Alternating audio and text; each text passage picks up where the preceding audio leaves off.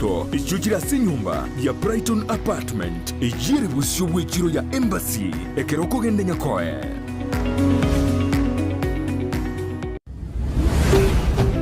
Ndizi TV ubwansu bw'umuguzi. Jina lako wacha litukuzwe milele pale mbinguni na hapa duniani.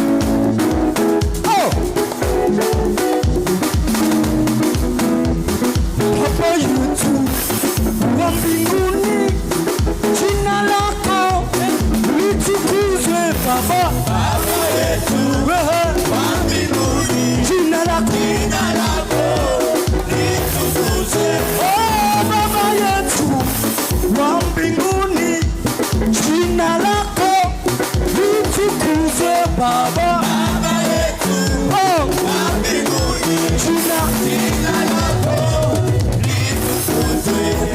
Ufalme wako Yesu ujae hapa duniani, jina lako litukuzwe Baba. Baba yetu wa mbinguni, jina lako litukuzwe.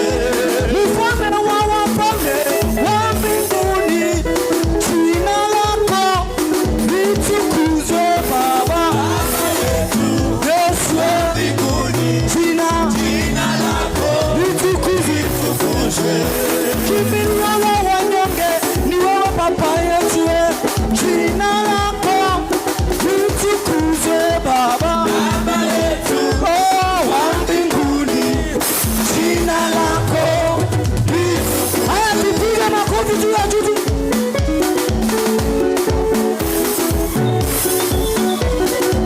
Kila moja tu.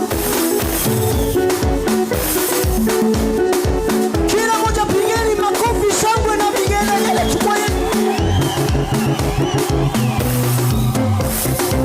Twende tu. Kila moja tu. Haya, chukua nafasi yako sasa, chukua nafasi yako. Ambia jirani, nipe nafasi, nipe nafasi. Weka mikono yako hivi sasa. Weka mikono yako tu. Kila mmoja weka mikono yako.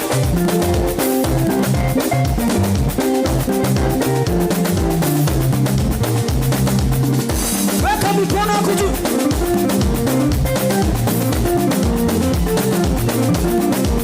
Haya, nataka turuke kama tai kila mmoja.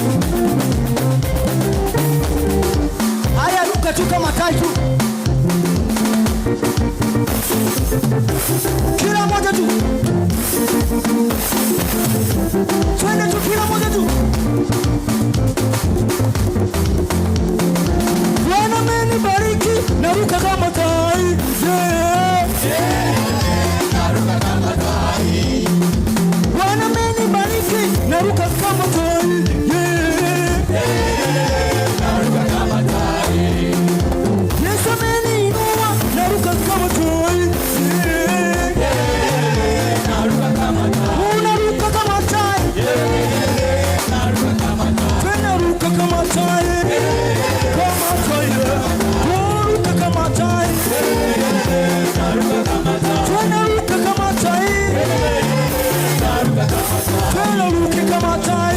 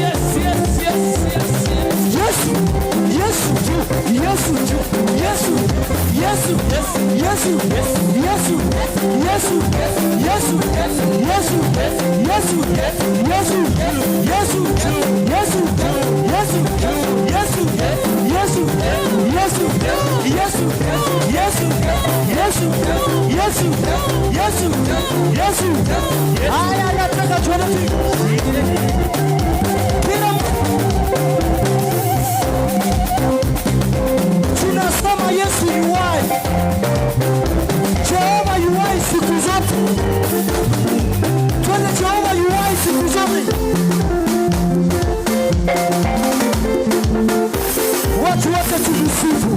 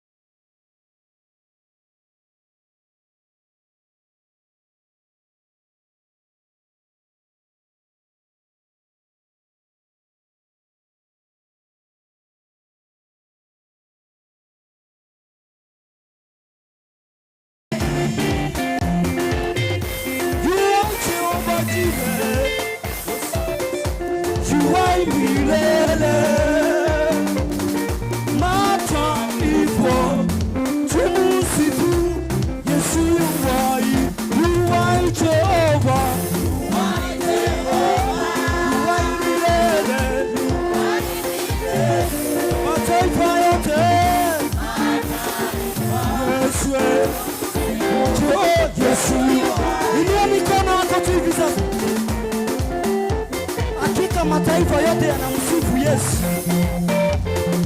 Makabila yote yanamsifu Yesu.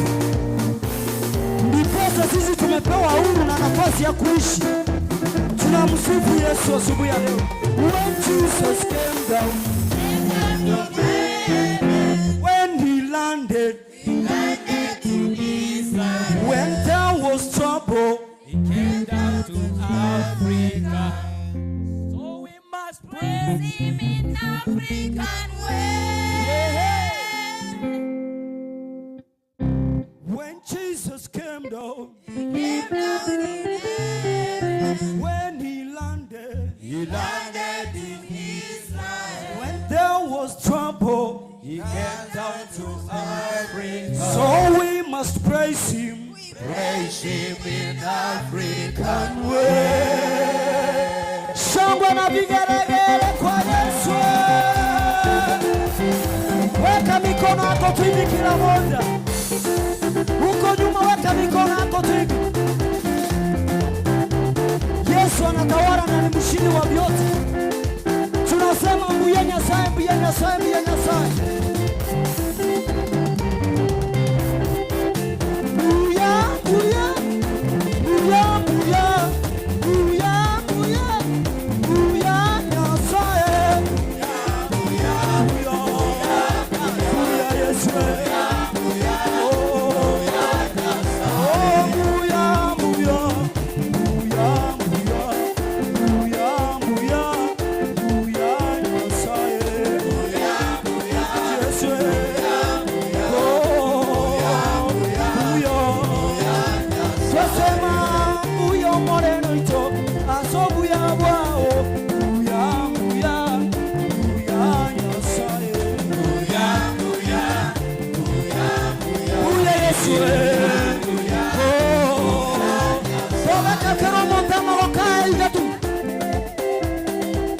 unacheza tu muziki pole pole tu. Mbuya mbuya atobuya bwao. Mbuya mbuya mbuya nyosaye. Mbuya mbuya omonene. Aya Yesu Yesu. Oh mbuya nyosaye.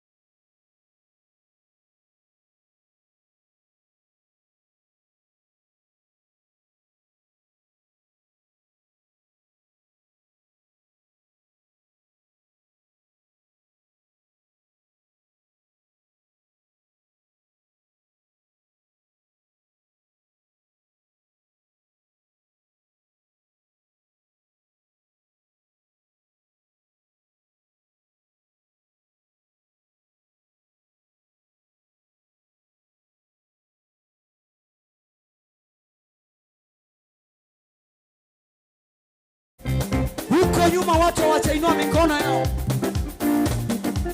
Kama unampenda Yesu yawe, inua mikono yao. Kama unampenda Yesu yawe, shika kichwa chako. Kila mmoja shika kichwa yako. Kama unampenda Yesu yawe, shika kiuno chako. Kama unampenda Yesu yawe, ruka mara moja. Nimesema uruke mara moja. Ukiruka beyond mimi utakuja uruke vitapo.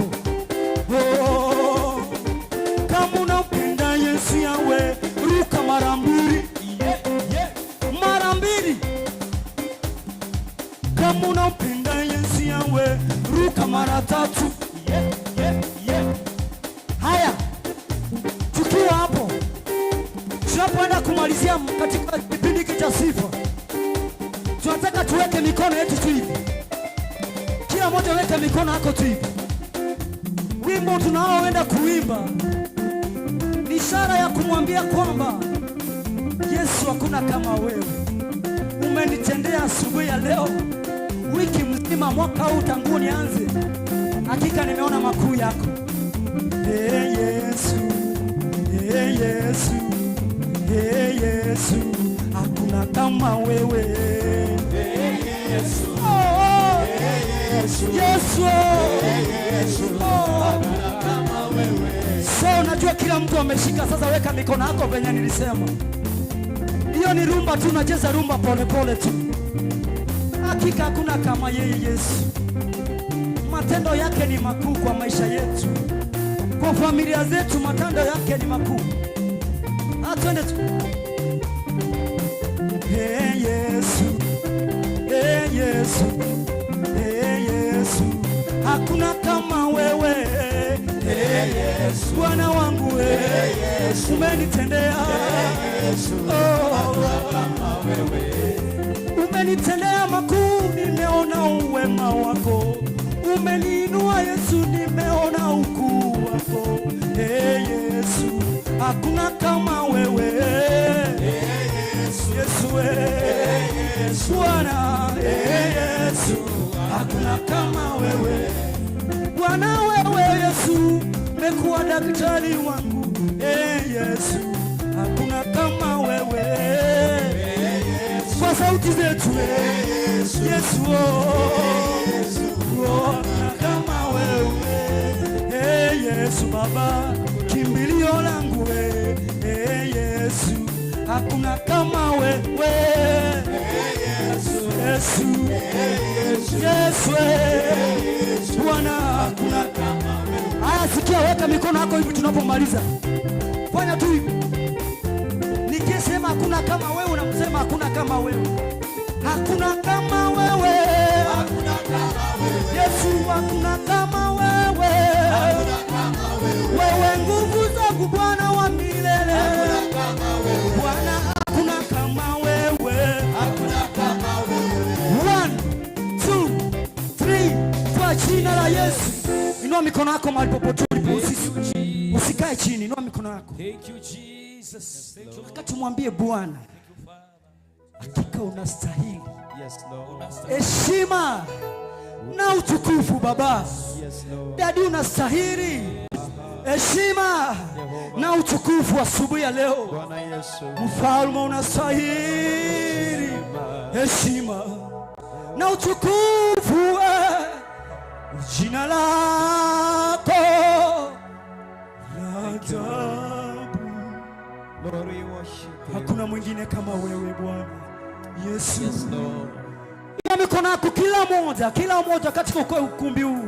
Kama umefaulu, umeruhusiwa kufika pandani, Mungu amekupa neema.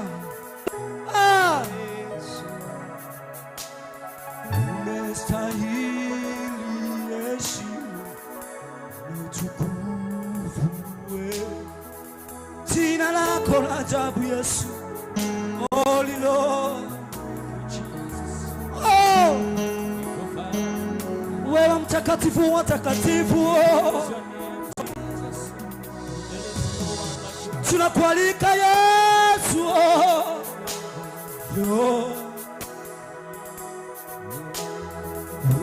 Umestahili heshima na utukufu. Umestahili heshima na utukufu. Jina lako la ajabu. Oh, nipe biti hapo. Yesu, umestahili heshima na utukufu. Umestahili heshima na utukufu. Umestahili heshima na utukufu. Umestahili heshima na utukufu. Umestahili heshima na utukufu. Jina lako la ajabu. Hakuna mwingine kama wewe. Umestahili. Kila moja kwa sauti yako, unastahili ibada yetu, Bwana wa milele. Kwa ibada yetu, kwa watoto wetu, kwa kanisa letu, heshima na utukufu. Yesu, umesema heshima zote na utukufu ni zako Baba. Umesema mamlaka yote hapa duniani ni yako. Hakuna kama wewe, mfalme wa wafalme. Yesu, unastahili Baba yetu. Holy Lord. Sisi watu wako tupo hapa duniani. Tunakupenda Yesu, tunakupenda mfalme. Yesu, tunapiga sauti Bwana. Watu wako tunapiga sauti mbele zako Mfalme, tukisema unastahili.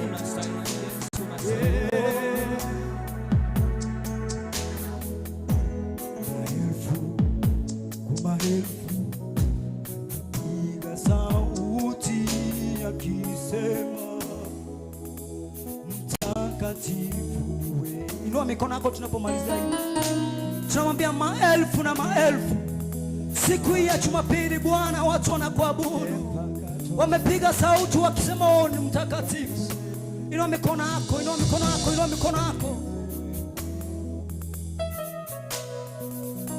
Maelfu na maelfu wanapiga sauti yakisema mtakatifu. Majeshi na malaika wanapiga sauti yakisema mtakatifu ni wewe. Na sisi watoto wako tunapiga sauti tukisema mtakatifu ni wewe. Tuimbe sote, maelfu kwa maelfu, sote maelfu kwa maelfu wanapiga sauti yakisema mtakatifu wewe.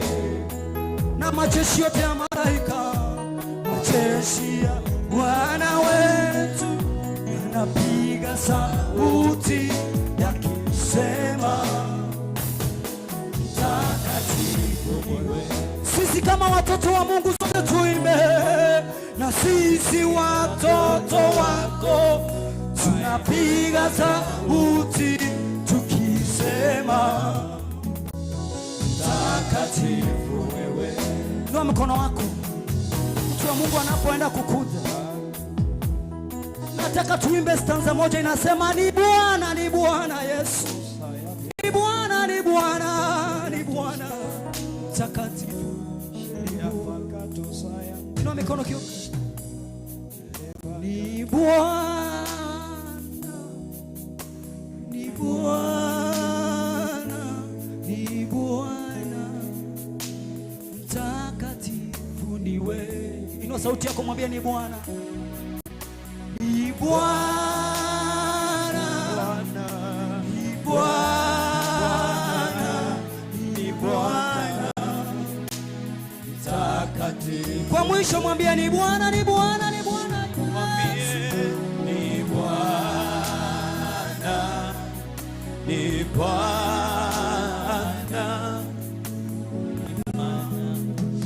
mtakatifu. Inua mikono yako, mwambie ni Bwana, ni Bwana, ni Bwana, ni Bwana mtakatifu ni wewe. Inua mikono yako tu katika uwepo huo. Maandiko yanasema ya kwamba Daudi anasema, sitaacha kinywa changu kinyamaze, nitakuabudu, nitakupa sifa. Anasema sitaacha usingizi uingie katika kope ya macho yangu, bali nitakuinua Bwana. Nitainua macho yangu kwenye mlima, msaada wangu utatoka wapi? Msaada wangu watoka kwa Bwana aliyeziumba mbingu na nchi. Wewe ni msaada wetu, wewe ni mtakatifu, mwenye enzi Yesu. Inua tu sauti yako, mwambie Bwana tunakuabudu. Unaweza fungua kinywa chako tu, mwambie Yesu unastahili sifa, unastahili heshima, mwana kondoo wa Mungu, unastahili sifa Yesu. In the atmosphere of worship you can worship the Lord. Uweponi mwa Bwana unaweza kumwabudu tu. Naweza mweleza Bwana hali ya maisha yako. Naweza mwambie Bwana kutana pamoja nami, kutana pamoja nami, kutana pamoja nami. Mtakatifu Yesu, inua tu mikono yako. You are holy, Lord. You are holy, Lord. Katika utukufu na wingu wa utukufu wa Bwana upo mahali hapa. Tunashuka tukuabudu Bwana Yesu.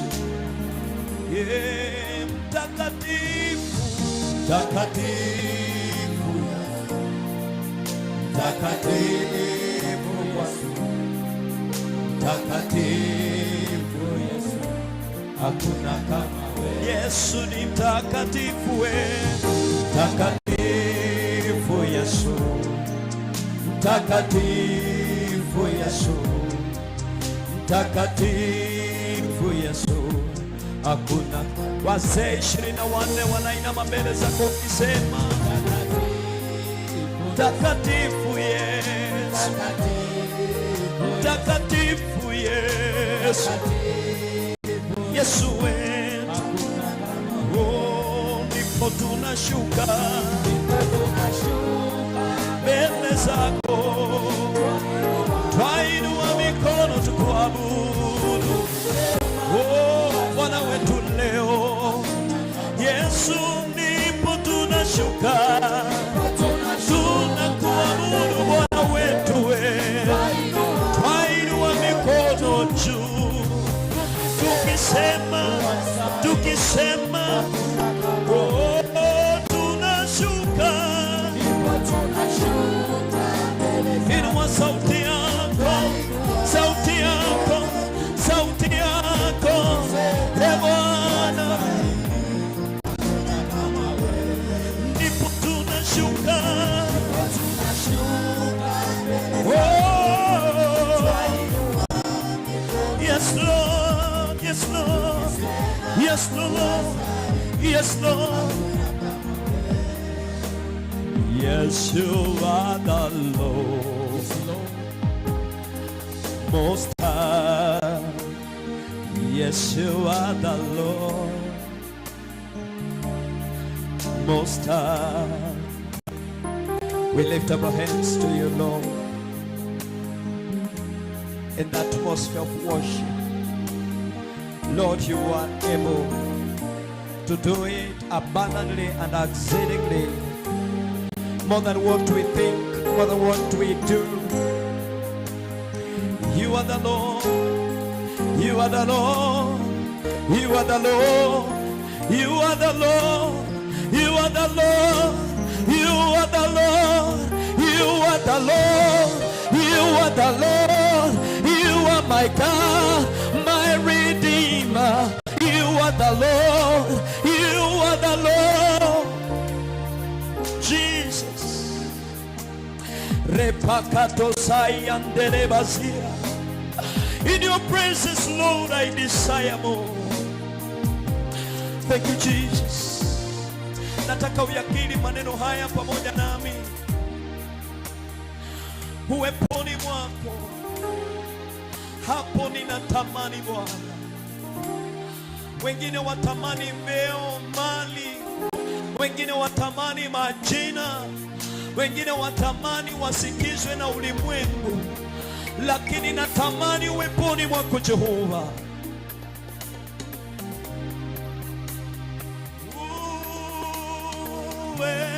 Uweponi mwako kuna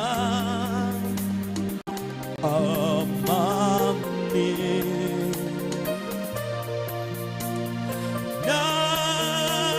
Napenda nikae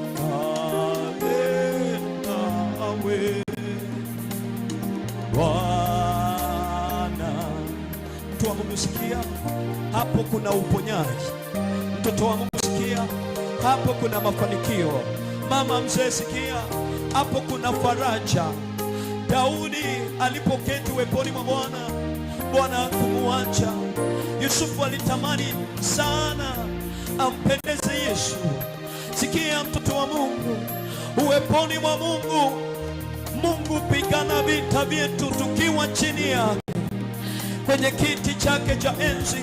Hapo ni haja ya moyo wangu, uweponi, uweponi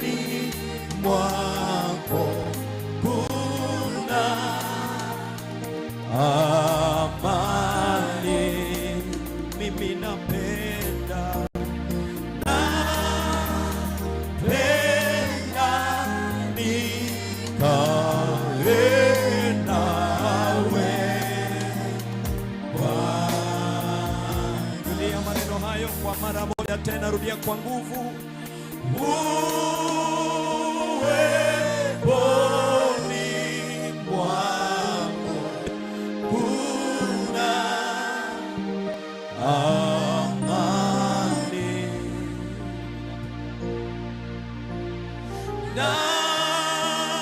napenda nikae nawe Bwana. Kama unapenda kukaa na Yesu, waweza mpa makofi ya sadaka, waweza mpa kelele ya sadaka. Is worthy to be praised, is worthy to be magnified, is worthy to be glorified. Kama hayo makofi ni ya Yesu, waweza fanya zaidi ya hapo, waweza inua kelele zaidi ya hapo. E Bwana, umechunguza moyo wangu ili nikupe sifa, niruhusu tu uinue mikono yako, pe Yesu makofi mazuri. Hayo makofi ni sadaka mbele za Bwana, hayo makofi ni sadaka mbele za Bwana. Sema asante Yesu, sema asante Yesu, sema asante Yesu, asante Yesu, asante Yesu, asante Yesu, asante Yesu. Yapunge mikono hiyo mbele za Bwana ukisema asante Yesu, asante Yesu. Kijito cha utakaso ni damu ya Yesu. Bwana ana uwezo kunipa wokovu. Kijito cha utakaso nishame kuoshwa humo, na msifu Bwana kwa hiyo nimepata utakaso. Kijito cha nisame kuoshwa humo, na msifu Bwana kwa hiyo nimepata utakaso. Rudia kwa sauti, kijito cha nisame kuoshwa humo, na msifu Bwana kwa hiyo nimepata utakaso. Maandiko yanasema palikuwa na mtu mmoja mwenye jemedari wa vita. Kila mara yeye angeenda vita, analetea mfalme ushindi. Hakuna siku Naaman jemedari wa vita ameenda kwa vita arudi bila ushindi. Neno la Bwana linaniambia kwamba palikuwa na msichana mfanyakazi mmoja kutoka Israeli aliyekuwa kwenye nyumba ya Naaman. Akaambia mke wa Naaman, ungeambia bwana wangu ya kwamba kuna mtu wa Mungu ambaye ana uwezo wa kuponya ugonjwa wake wa ukoma. The Bible says, Naaman mfalme akaandika barua kwenye mfalme wa Israeli akamwambia, na mtuma jemedari wa vita kwako ili aje umponye ugonjwa wake. Barua ilipofikia mfalme, alisirarua nguo zake akasema, je, mimi ni Mungu ninayeyaponya magonjwa? Kwa nini mfalme anahitaji vita pamoja nami? Mtu wa Mungu Elijah akaipata habari hiyo, akamwendea mfalme akamwambia, muache aje ajue ya kwamba kuna Mungu Israeli. Haleluya, Bwana Yesu asifiwe. Naaman alikuwa na uwezo wa vita, lakini ukoma ulikuwa umemfunga. Naaman alikuwa na ujuzi wa vita, lakini kuna kitu kilichomzuia asifike mbele ya watu. Anapoamka asubuhi, anaangalia mwili wake ni mweupe kwa sababu ya ukoma. Anajiuliza maswali, pesa ninazo ndio, ujuzi wa vita ninayo ndio, kibali ninayo mbele ya mfalme ndio, lakini kuna changamoto ndani yangu, ukoma. Ukoma ukamfanya Naaman akashindwa kuelewa maisha yake. The Bible says, nabii akamwambia mfalme, mwache aje. Naaman alipofika, mtumishi wa mtu wa Mungu akamwendea akamwambia, uliyemtuma aje kumwona Mungu aponywe amefika. Nabii akatumana ujumbe akasema, enda ukamwambie Naaman aingie mto Yordani ajioshe mara 7 apone. Ujumbe ulipomfikia Naaman alinungunika, akasema, nilikuwa ninafikiria mtu wa Mungu angekuja weke mikono niambie takazika, nami nitakazike, lakini haikuwa hivyo. Matarajio yako sio matarajio ya Mungu. Mipango yako sio mipango ya Mungu. Ratiba yako sio ratiba ya Mungu. Adui wanapopanga kinyume, Mungu anapangua mipango yao. Maana sisi tumeitwa, tumetakazwa, tumefanyika watoto wa Mungu. Watumishi wa Naamani wakamwambia mfalme wetu, e Bwana wa vita, angekwambia uende kwenu uoge na usingeenda. Angekwambia utoe sadaka au ungetoa. Naamani akaingia mto Yordani, akaingia akaoga mara ya kwanza 2 3, bado ukoma ulikuwepo. Mara ya 4 bado ukoma ulikuwepo.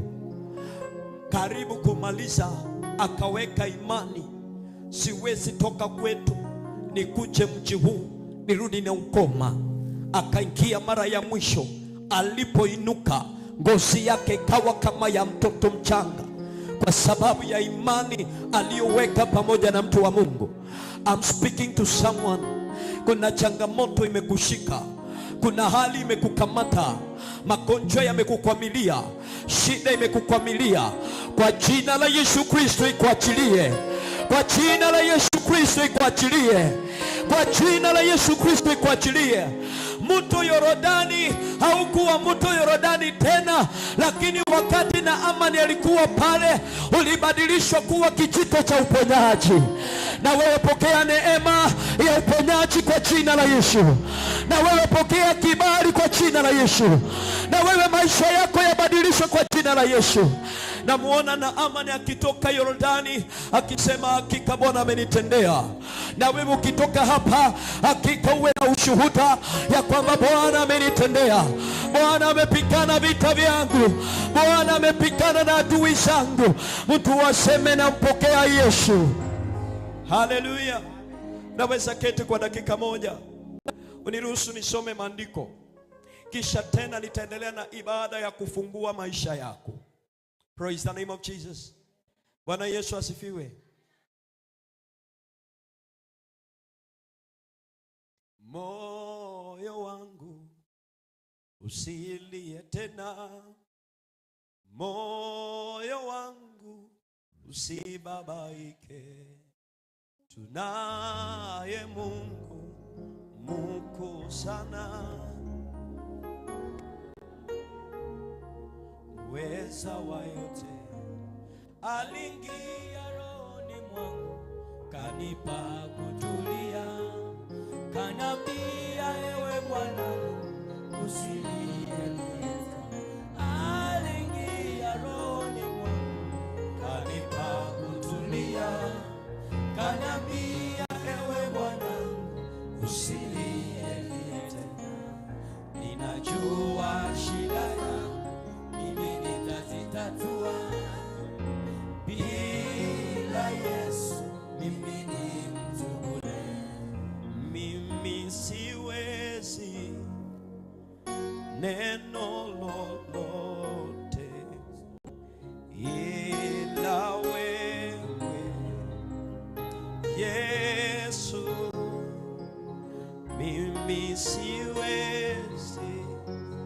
jambo lolote ila wewe Yesu, mimi siwe. Yarudie maneno hayo. Nataka nijenge imani yako, nataka nijenge mtazamo wako, nataka umtazamie Yesu kubadilisha maisha yako. Mimi siwezi jambo lolote ila wewe Yesu. Ninamjua aliye mwamba,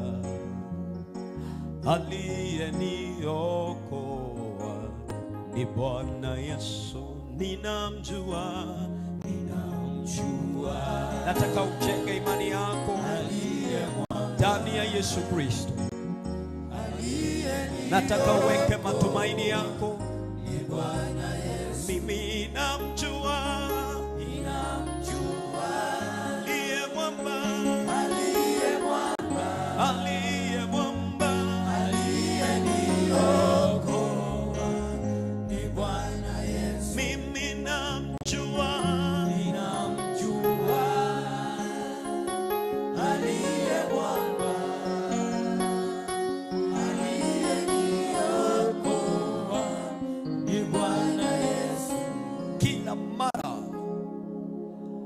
Goliath angeinuka awakejeli wana wa Israeli, aulize, je, kuna mtu anaweza kupigana nami? Maandiko yanasema ya kwamba kwa siku 40 usiku na mchana Israeli ingeshindwa vita, lakini palikuwa na kijana moja Daudi aliyewekwa mawindoni, aliyewekwa mafichoni, aliyekuwa analisha kondoo, aliyekuwa ajulikani, aliyekuwa afahamiki. Maandiko yananiambia kwamba Israeli wangepigwa vita na Mungu wao akachekwa. Kuna watu adui wameinuka kinyume na wewe, wanaona kana kwamba wewe huwezi lolote, wanaona kana kwamba wewe utafanya lolote. Umekalishwa, umefunganishwa, umewekwa mahali ya kudunishwa, umewekwa mahali pa umasikini, umewekwa mahali watu wanacheka juu yao. Watu walikuwa wanauliza, na je, Mungu wa Israeli yuko wapi?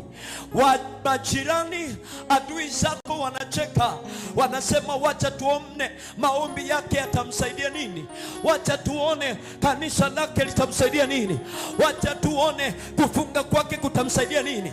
Nisikilize vizuri, mtu asiyefahamika, mtu aliyekuwa anakaa na kondoo, Mungu alikuwa amemweka katika uwanja kwa muda ili ajidirishe na ajionyeshe ya kwamba kunao uweza. Mungu akainua aliye mdogo ili kuaibisha yule Goliath Mfilisti asiyetahili. The Bible says Daudi alipokuja, alikuja tu na mawe pamoja na chopeo lake. Goliath alipomwangalia, aliona kijana mdogo, aliona mtu ambaye amechanganyikiwa. Daudi akamwambia Goliath, unakuja kwangu kwa mkuki, ngao na kisu, lakini mimi nakuja kwako kwa jina la Yesu Kristo. Wachawi wanaweza kuja kwako wakiwa na nia ya kumaliza mji wako, lakini tunawangazia kwa jina la Yesu. Kuna hali ambayo imefahamika kwako, kuna majina ambayo umeitwa, kuna mambo ambayo yamekukalisha chini, unalia usiku na mchana, lakini Mungu asiyelala anakupa uweza wa kupigana na hali yako, ya kumalizana na magonjwa yako. Uweza wa jina la Yesu utaibisha adui zako. Daudi alipomaliza, the Bible says jiwe likamwingia Goliath akaanguka. Ni kwa jina la Yesu. Na wewe ni kwa jina la Yesu utambulisha magonjwa yatatoweka. Daudi asiyejulikana alijulikana. Daudi asiyeheshimika kaheshimika. Daudi aliyejulikana mchunga kondoo, sasa sio mchunga kondoo, ni mwenye vita. Aliyejulikana kuwa ni masikini, kuanzia leo sio masikini, ni matajiri. Waliojulikana hawana chochote, kuanzia leo uko na vitu, maana Yesu yuko pamoja na wewe. Geukia mwenzako, mwambie ni hali gani hiyo imekufunga? Historia yako inajulikana namna gani? Mwambie kwa nini unang'ang'ana na Yesu yupo. The Bible says, nataka nirudi kwa maandiko, nilikuwa nakutia moyo. Nataka kuingia katika kitabu cha Yohana 11 mstari wake ni wa 38. Naamini na ninaelewa injili umeisikia, maandiko haya umeyasoma, umeyarudia, unayajua vema. Niruhusu mchana wa leo nitumie andiko hili kufungua maisha yako, maana neno la Bwana ni mkate wa uzima. Neno la Bwana limepulizia pumzi. Enda mkawahubirie watu habari njema. Atakayeamini na kupatizwa ataokoka. Habari njema ni neno la Mungu ambalo likiingia linabadilisha. Neno linasema ya kwamba Yesu kwa mara nyingine akiwa amefadhaika sana akafika kwenye kaburi.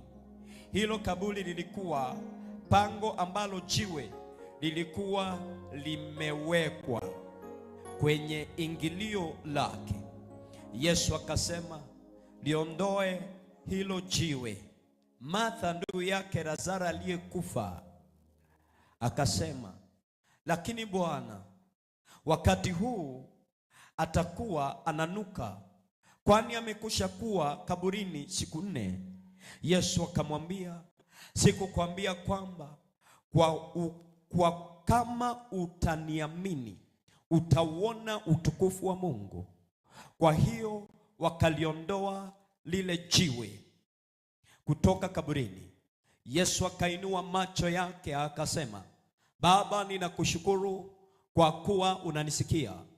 Ninajua ya kuwa wewe unisikia siku zote, lakini ninasema haya kwa ajili ya umati huu uliosimama hapa, ili wapate kuamini ya kuwa wewe umenituma. Baada ya kusema, Yesu akapaza sauti yake akaita, Lazaro, njoo huku. Yule aliyekuwa amekufa akatoka nje, mikono yake na miguu yake ikiwa imeviringishwa vitambaa vya kitani na leso usoni pake. Yesu akawaambia, mfukueni muache aende zake. Mfungueni muache aende zake. Haleluya. Nataka kuzungumza jambo hili katika maisha ya mtu. Lazaro alipokufa, waliokuwa wanaelewa mtu wa kifa wanapima na wanajua, wakaingia wakathibitisha, wakasema ya kwamba Lazaro amekufa. Neno la Bwana linasema ya kwamba wakamchukua, wakamzika, wakamweka kaburini, wakamfunga vitambaa, wakafunga miguu na mikono yake, maana amekwisha kufa. The Bible says, kisha walipomweka kaburini, wakachukua jiwe wakafunika lile kaburi. Maana yake ni kwamba alipofunikwa, inamaanisha yake historia ya Lazaro, maisha ya Lazaro yamekwisha funikwa pale. Sasa hakuna kingine kuhusu Lazaro. Praise the name of Jesus. Kuna watu walichukua masomo ya watu wakayafunika mahali fulani, wakayafunika na vifuniko ambayo hautaweza kufungua ukiwa humo. Wengine wamechukua ndoa za watu, wamezifunika kwa ukali. Wengine wamefunika biashara ya watu. Wengine wamefunika kazi za watu. Mtu anafanya kazi lakini aoni maana ya kazi. Mtu anafanya biashara lakini aoni maana ya biashara. Mtu ako na pesa, ukimuuliza, je, pesa ulikuwa nazo ni 10,000 na siku 2 zimeisha, hii pesa umefanyia nini? Atakwambia, nilienda sokoni nikanunua kuku ya 800, hizi shingine 9,200, sijui vile zimeisha. Maana pesa ya watu ilichukuliwa, ikanenewa, ikafungiwa. Praise the name of Jesus. Lakini Mungu Yesu Kristo alipoingia, aliona kuna kizuizi. Hata kama atamuita Lazaro ainuke afufuke, hawezi toka kaburini, maana kaburi limefungwa. Praise the name of Jesus. Lazaro hata akiitwa afufuke, kuna mahali ambapo amefunikwa, kuna mahali kifuniko kimewekwa, kuna mahali jiwe limewekwa. Ili Lazaro atoke, lazima ile jiwe liondolewe. Na mimi nimekuja hapa kusema ya kwamba chochote kilichofunika maisha yako kabla hujafunguliwa saa 6, hicho kifuniko kiondolewe kwa jina la Yesu Kristo. Mtu mmoja akaniambia tulipokuwa crusade, pasa mwingine akaja hapa akaniambia, pastor, mimi ni mchawi. Nikamwambia, na mvua ilikuwa inanyesha, tuko mimi na yeye, mchawi na pastor. Nikasema hapa sasa hakuna mshirika, ni mimi na mchawi. Kaniambia, pastor, mimi nimefanya hivi, mimi nimefanya hivi. Sasa aliniambia vitu ya kutisha nikiwa kwa ofisi. Akaniambia, ulipokuwa kwa crusade kuna kitu uliongea, na hiyo kitu imesumbua maisha yangu mpaka nimeamua kuja kukutafuta. Siku alipopata mke wangu alimwambia, tunakuja wengi, wachawi wengi. Mke wangu akaniambia, wachawi wengi wanakuja kanisani. Na mimi nikasema, niko na Mungu anayeshinda wachawi wengi. Niko na Mungu anayefungua nguvu za wachawi. Alinieleza, kisha kaniambia, pastor, wakati tunataka kufunga pesa ya mtu, huwa tunaenda kwa biashara yake, huwa tunaenda kwake, tunamwambia nisaidie pesa, ama anampigia simu anamwambia nitumanishie pesa, kisha anasichukua zile pesa anazinenea. Wanakaa katika kikao, kisha wanazinenea, kisha wanaweka maagano. Aliniambia kuna mahali hata wao wako na madhabahu. Kuna mahali wanakaa, wanakutana, wananena, wanafunga, wanaachilia magonjwa, wanasambaratisha vitu za watu, maisha ya mtu inaharibika. Kisha nikamuuliza, mkisha zinenea pesa mnazifanyia nini? Akaniambia, tunaenda kwa kaburi ya huyo mtu, wanatafuta mtu wa ukoo wako aliyekufa, kisha wanaenda wanazizika, kisha wanaziambia pesa, chochote atakachopata akitakuwa cha maana kitakuwa kimekufa kama huyu aliyekufa. Wanachukua pesa zingine wanazifungia kwa karatasi, kisha wanachukua mchanga wa kaburi wanaunenea, wanaifunika. Mtu akiwa na pesa aoni vile pesa zimeruka. Bwana Yesu asifiwe. Akaniambia, ikiwa mtu ako na biashara, huwa wanaenda kwa biashara yake, wanabeba mchanga ama udongo wa kaburi, wanamwaga katika biashara yake. Hiyo biashara inakufa kama yule mtu aliyekufa.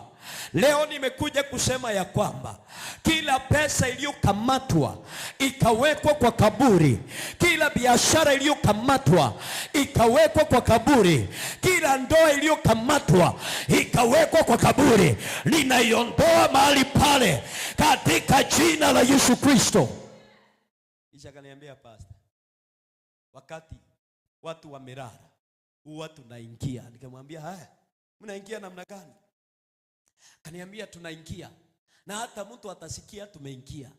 Mtu atasikia mtu ameingia, unasikia kwa ndoto mtu ameingia, lakini kwa sababu kuna nguvu za giza wako nazo, wanazunguka nyumba yako, wanasema tukiingia asiwe na nguvu ya kuamka. Mtu anasikia kwamba ndio mtu ameingia, umuntu yuero, umuntu yugoswa gocha sinkorara, kisha wanaenda bamuigamira, bamutulira, bamukolere bikone. Wakitoka pale, mtu akiamka asubuhi anasikia kuwa ni mchovu, anasikia kuwa ni mgonjwa, kwa sababu wamemalizana na wewe. Yeyote aliyetumwa kwa nyumba yako, ninamuondoa pale katika jina la Yesu.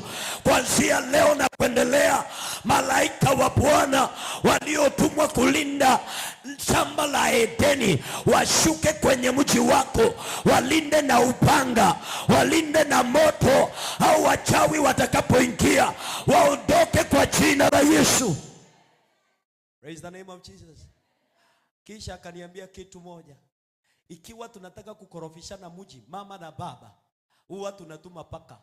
Ikiwa tunataka matanga ya kwe mahali, huwa tunatuma umbwa, sinalia kama watu.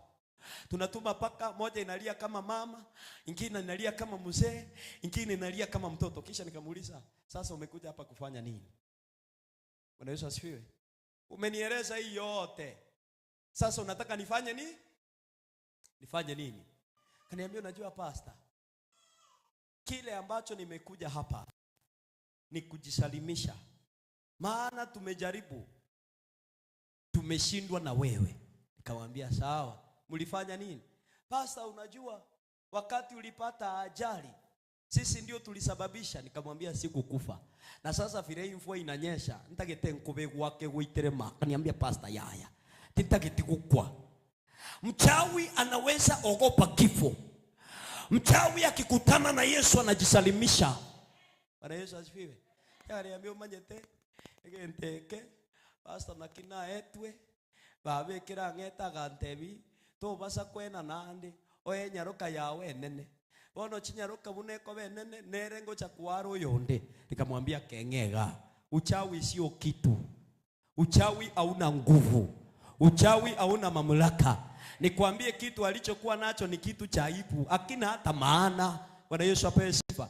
Sasa nimekuambia hivi kukuambia, ikiwa Mungu anaweza sababisha mchawi akuje kusalimisha uchawi, ahitaji uponyaji kutoka kwa Yesu. Uchawi hauna uweza juu yako. Maana ninajua kuna watu wanaamini uchawi. Intu etu arogetu umanyetese ito, etu arogetu buruiro bunabubwa mama buruire bwane michando yane. Praise the name of Jesus. Bwana Yesu asifiwe. Kisha akaniambia kitu nilichoshangaa, kuwa wakitaka mtu wakuje, wanaenda kwa milima ama kwa mito, wanaitanisha watu pale. Kiwa mtu amelala ataanza kuota ako kwa mto, anangangana. Maana bado wao wako pale wanakuita kwa mto. Na Mungu amekuletea ndoto, unangangana kwa mto. Kwa boko liga molete kwa maoda. Kike nkuligiroje. Hapana. You must wake up. Useme kwenye mito, mahali picha na nguo zimechukuliwa, ninatumana moto pale. Wakiwa pale, kazi yao inaisha. Haleluya. Bwana Yesu asifiwe. Alafu akaniambia wako na uwezo wa kulisha watu. Mtu anaota anakula nyama, anakula michele, analishwa magonjwa. Ukiamuka ugonjwa inakuingia, maana ulikula ugonjwa. Chochote ulicholishwa kwenye ndoto akitafanya kazi kwenye maisha yako, akitafanya kazi kwenye mwili wako. Kila chakula ya kipepo uliopewa linaiamulisha inyamaze ndani yako, isilete madhara ndani yako, isilete shida ndani yako, katika jina la Yesu. Mtu mwingine akakuja Jumatano akaniambia, pastor, kwenye nimbo hata hoteli ego korabia, lakini bono muntu akaleta umuchibi umubalili akayobeka abwe ingachiko yokunanga kanse kenyora nyagitari. Yesu asifiwe. Sasa akaeleza basi umuchibi oyo sasa sijui alikuwa anataka niishike na nje ngakense. Niliishika nikasema hii hoteli ninaifungua. Hii hoteli imefunguka. Jana ameniambia nanya korolege ntuvuneke. Bwana kufungue katika jina la Yesu. Chochote kilichowekwa ukakanyaga, chochote kilichowekwa ukashika, chochote kilichowekwa ukakunywa, ninaamulisha kikuachilie katika jina la Yesu. Ninaamulisha kikuachilie. Sema ninaachiliwa. Praise the name of Jesus. Sema ninaachiliwa. Mama mwingine amekuja ameniambia, pastor, umwana one akale ngumbu Minnesota gasiteyo ninchago sabachibese kurwana mutumira enyombe yu agachete pasita enyombe yu tianya gwera emiaka yerire menge chendo chebono na akure. Nikamwambia hakuna kufa as long as umefika kwa Yesu anaanza maisha mapya. As long as umefika kwa Yesu anapeana kazi. As long as umefika kwa Yesu maisha yako yanabadilika. Kisha tukafanya maombi tukiwa kwa ofisi. Bwana akanionyesha kisima, nikamuuliza mama, uko na kisima? Akaniambia ndio. Maana watu wachawi, maadui ama majirani waofu waliingia kwenye kisima wakati mtoto anaenda kujenga nyumba yake, wakanenea maji, wakamwaga uchawi na uganga wao ndani. Kisha nyumba ilivyojengwa ilisimama, kazi mtoto aliyekuwa anafanya inasimama. Nikamwambia tunainenea kisima kutoka hapa, hiyo kisima inatakasika. Maana maji yaliyotumika, kila moja wa familia hiyo alipoyagusa hayo maji, magonjwa yalimwingia, mateso yalimwingia, wasichana wake walitaabika. Tuliponena juzi amepiga simu ameniambia, Bwana David pasta onyolile contract enyumba ngwerere otobeire chibesa. Kesho tukiwa na worship team hapa nikaona pesa zimekuja. Pastor, asante Yesu okolile. Sikia, when we speak, tunaponena jambo linatendeka. Na mimi ninanena hapa, maji yaliyonenewa maisha yako yakaharibika, hayo maji yatakasike, hiyo jamii itakasike, maisha yako itakasike. Watu wa mji wakamujia nabii, wakamwambia, mtu wa Mungu, huu mji unapouona ni mzuri, lakini mji huu maji yake ni machungu, maji yake yanazaa mapooza. Wamama wa mji huu hawashiki mimba, anayeshika mimba inaharibika. Tumishi wa Bwana akasema, nichukue katika maji mali yanatoka, ingira sensoko ya maji. Akasimama pale akasema, nilete chumvi, nilete na chombo mpya. Akachukua chumvi akairusha sensoko, agateba guchakira rero amacha yatariko ibora makweli, amacha yatariko ibora ubutaka, amacha yatariko bamaroro na yagweniria amachaya. Chumvi ni neno la Bwana. Katika jina la Yesu maisha yako yaponywe, katika jina la Yesu kazi yako iponywe, katika jina la Yesu jamii yako iponywe, katika jina la Yesu hali yako ibadilike. Haleluya. Mtu mwingine akaniambia, pastor, inkio manjetege kogera abantu bakunywera marua, onywa marua mbako balichara na agenda asaberu na agenda kulikwita kurwa samarua. Nigo tukuya kwanira marua twayate nyarebe twariengeririe taria nyarebe twarirangeria samarua yo twatebo mugako nyarebe gusimuka nyarebe goso mwana nyarebe uri osomire gakunywa marua ya abelichara asareke omuntu oyuka guchabuna kunyuga oira na nyumba osarekire omenya samarua amangana yu akwanetwe na yasaliria serie taria Yesu. Abasacha baisaranse tebagakwana, abangina baisaranse tebagakwana, amangana yu tigasareke ayu asibire nka yao, ayu asibire nyombo yao, ayu asibire mugaka konywa aserie taria Yesu. Amangana akwanetwe atarwerwe bingwanso, amangana yu tigaome, amangana yu tigasareke osiborwe nonye basibete bagakwa oikosi burwe nonye bakwete, nonye basibete bagatama oikosi burwa serie taria Yesu. Enibo yawe siborwe, abana bao basiborwe. Omonena akabatebia lirusi lige na liria sembera na kwanire igora tigetegerere omocho yo gusiotegerere onde bwensi ochietaga siwa akune kewa pagende ebikune kebi byateke amagena yuateke ebitunu ebibyateke ebisasi mere bibyateke ebingwase ebisake aserie taria Yesu. Olewezi kwenye kubwa mwikamu watoke, olewezi kwenye mwikase tikumu lebuoke aserie taria Yesu Kristo. Nikasimama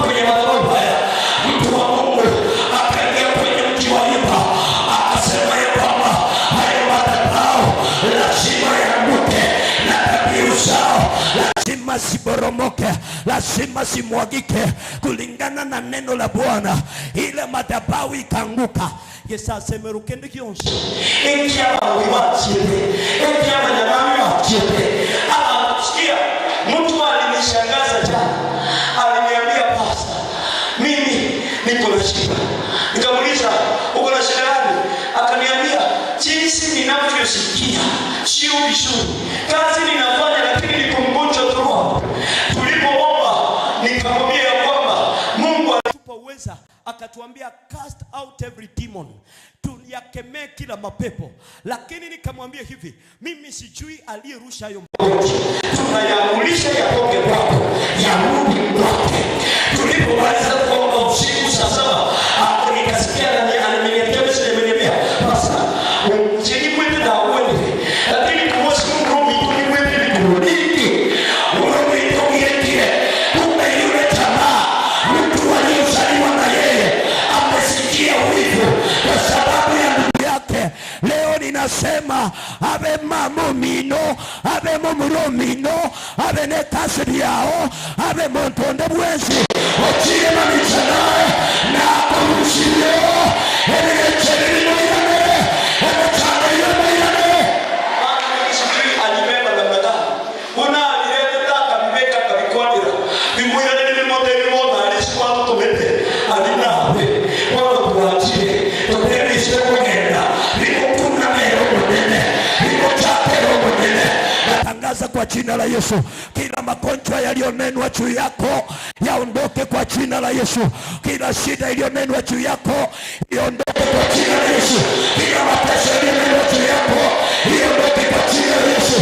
Laana zilizowekwa juu yako ziondoke kwa jina la Yesu. Sema amina. Listen to me, mtu wa Mungu. Hakuna chochote kitakacho kudhuru. Maandiko yanasema ya kwamba Bwana ni mchungaji wangu, sitapungukiwa na kitu. Ndio miende kule. Ndio biachete. Lero nigo tukubirani. Lero nigo bikoirana. Enibelia asirete. Lero nige koirana. Biashara biasirete. Lero nigo bikoirana. Amaroya biashara sore. Lero niga komana.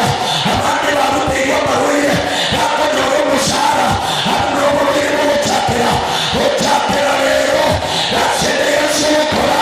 Oikoimuya. Asere yosokora. Oikoimuya samaroya. Oikoimuya semina. Asere Yesu. Mtu aseme amen. Haleluya. Jina la Bwana lipewe sifa. Maandiko inasema ya kwamba wakaliondoa waliobeba lile jiwe wakaweka kwa kaburi, hao ndio waliondoa. Na Bwana kaomba akasema, najua unanisikia, hata mimi leo Yesu ananisikia. Chochote kile kilichotunga maisha yako kinachomeka, kinashika moto, kinachomeka, kinashika moto, kinachomeka, kinashika moto, kinachomeka, kinashika moto, kinachomeka,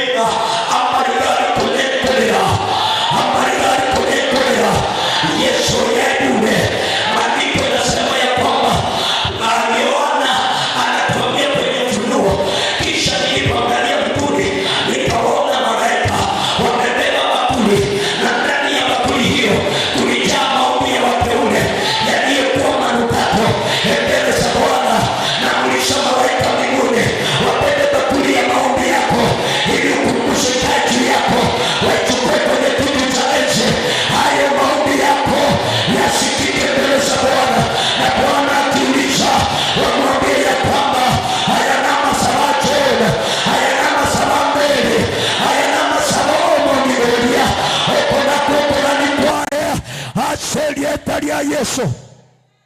Sara tumbo lake lilikuwa limefungwa, na maandiko inasema kwamba Ibrahimu alikuwa anajua tumbo la Sara ni tasa, lakini katika tumbo la Sara Bwana alilifungua, ilo tumbo likaleta Ishaka. Kuna watu wamekuwa katika utasa wa biashara, kuna watu wamekuwa katika utasa wa pesa, kuna watu wamekuwa katika utasa wa maisha. Natangaza kamba za utasa wacha sikatike. Natangaza kamba za utasa wacha sikatike. Ikiwa Sara alinyonyesha, na wewe fanya biashara. Ikiwa Sara alinyonyesha, na wewe fanya kazi. Ikiwa Sara alinyonyesha, na wewe enda uchenge. Ikiwa Sara alinyonyesha, na wewe enda ufanikiwe. Ikiwa Sara alinyonyesha, watoto wako wasome. Ikiwa Sara alinyonyesha, maisha yako yabadilike.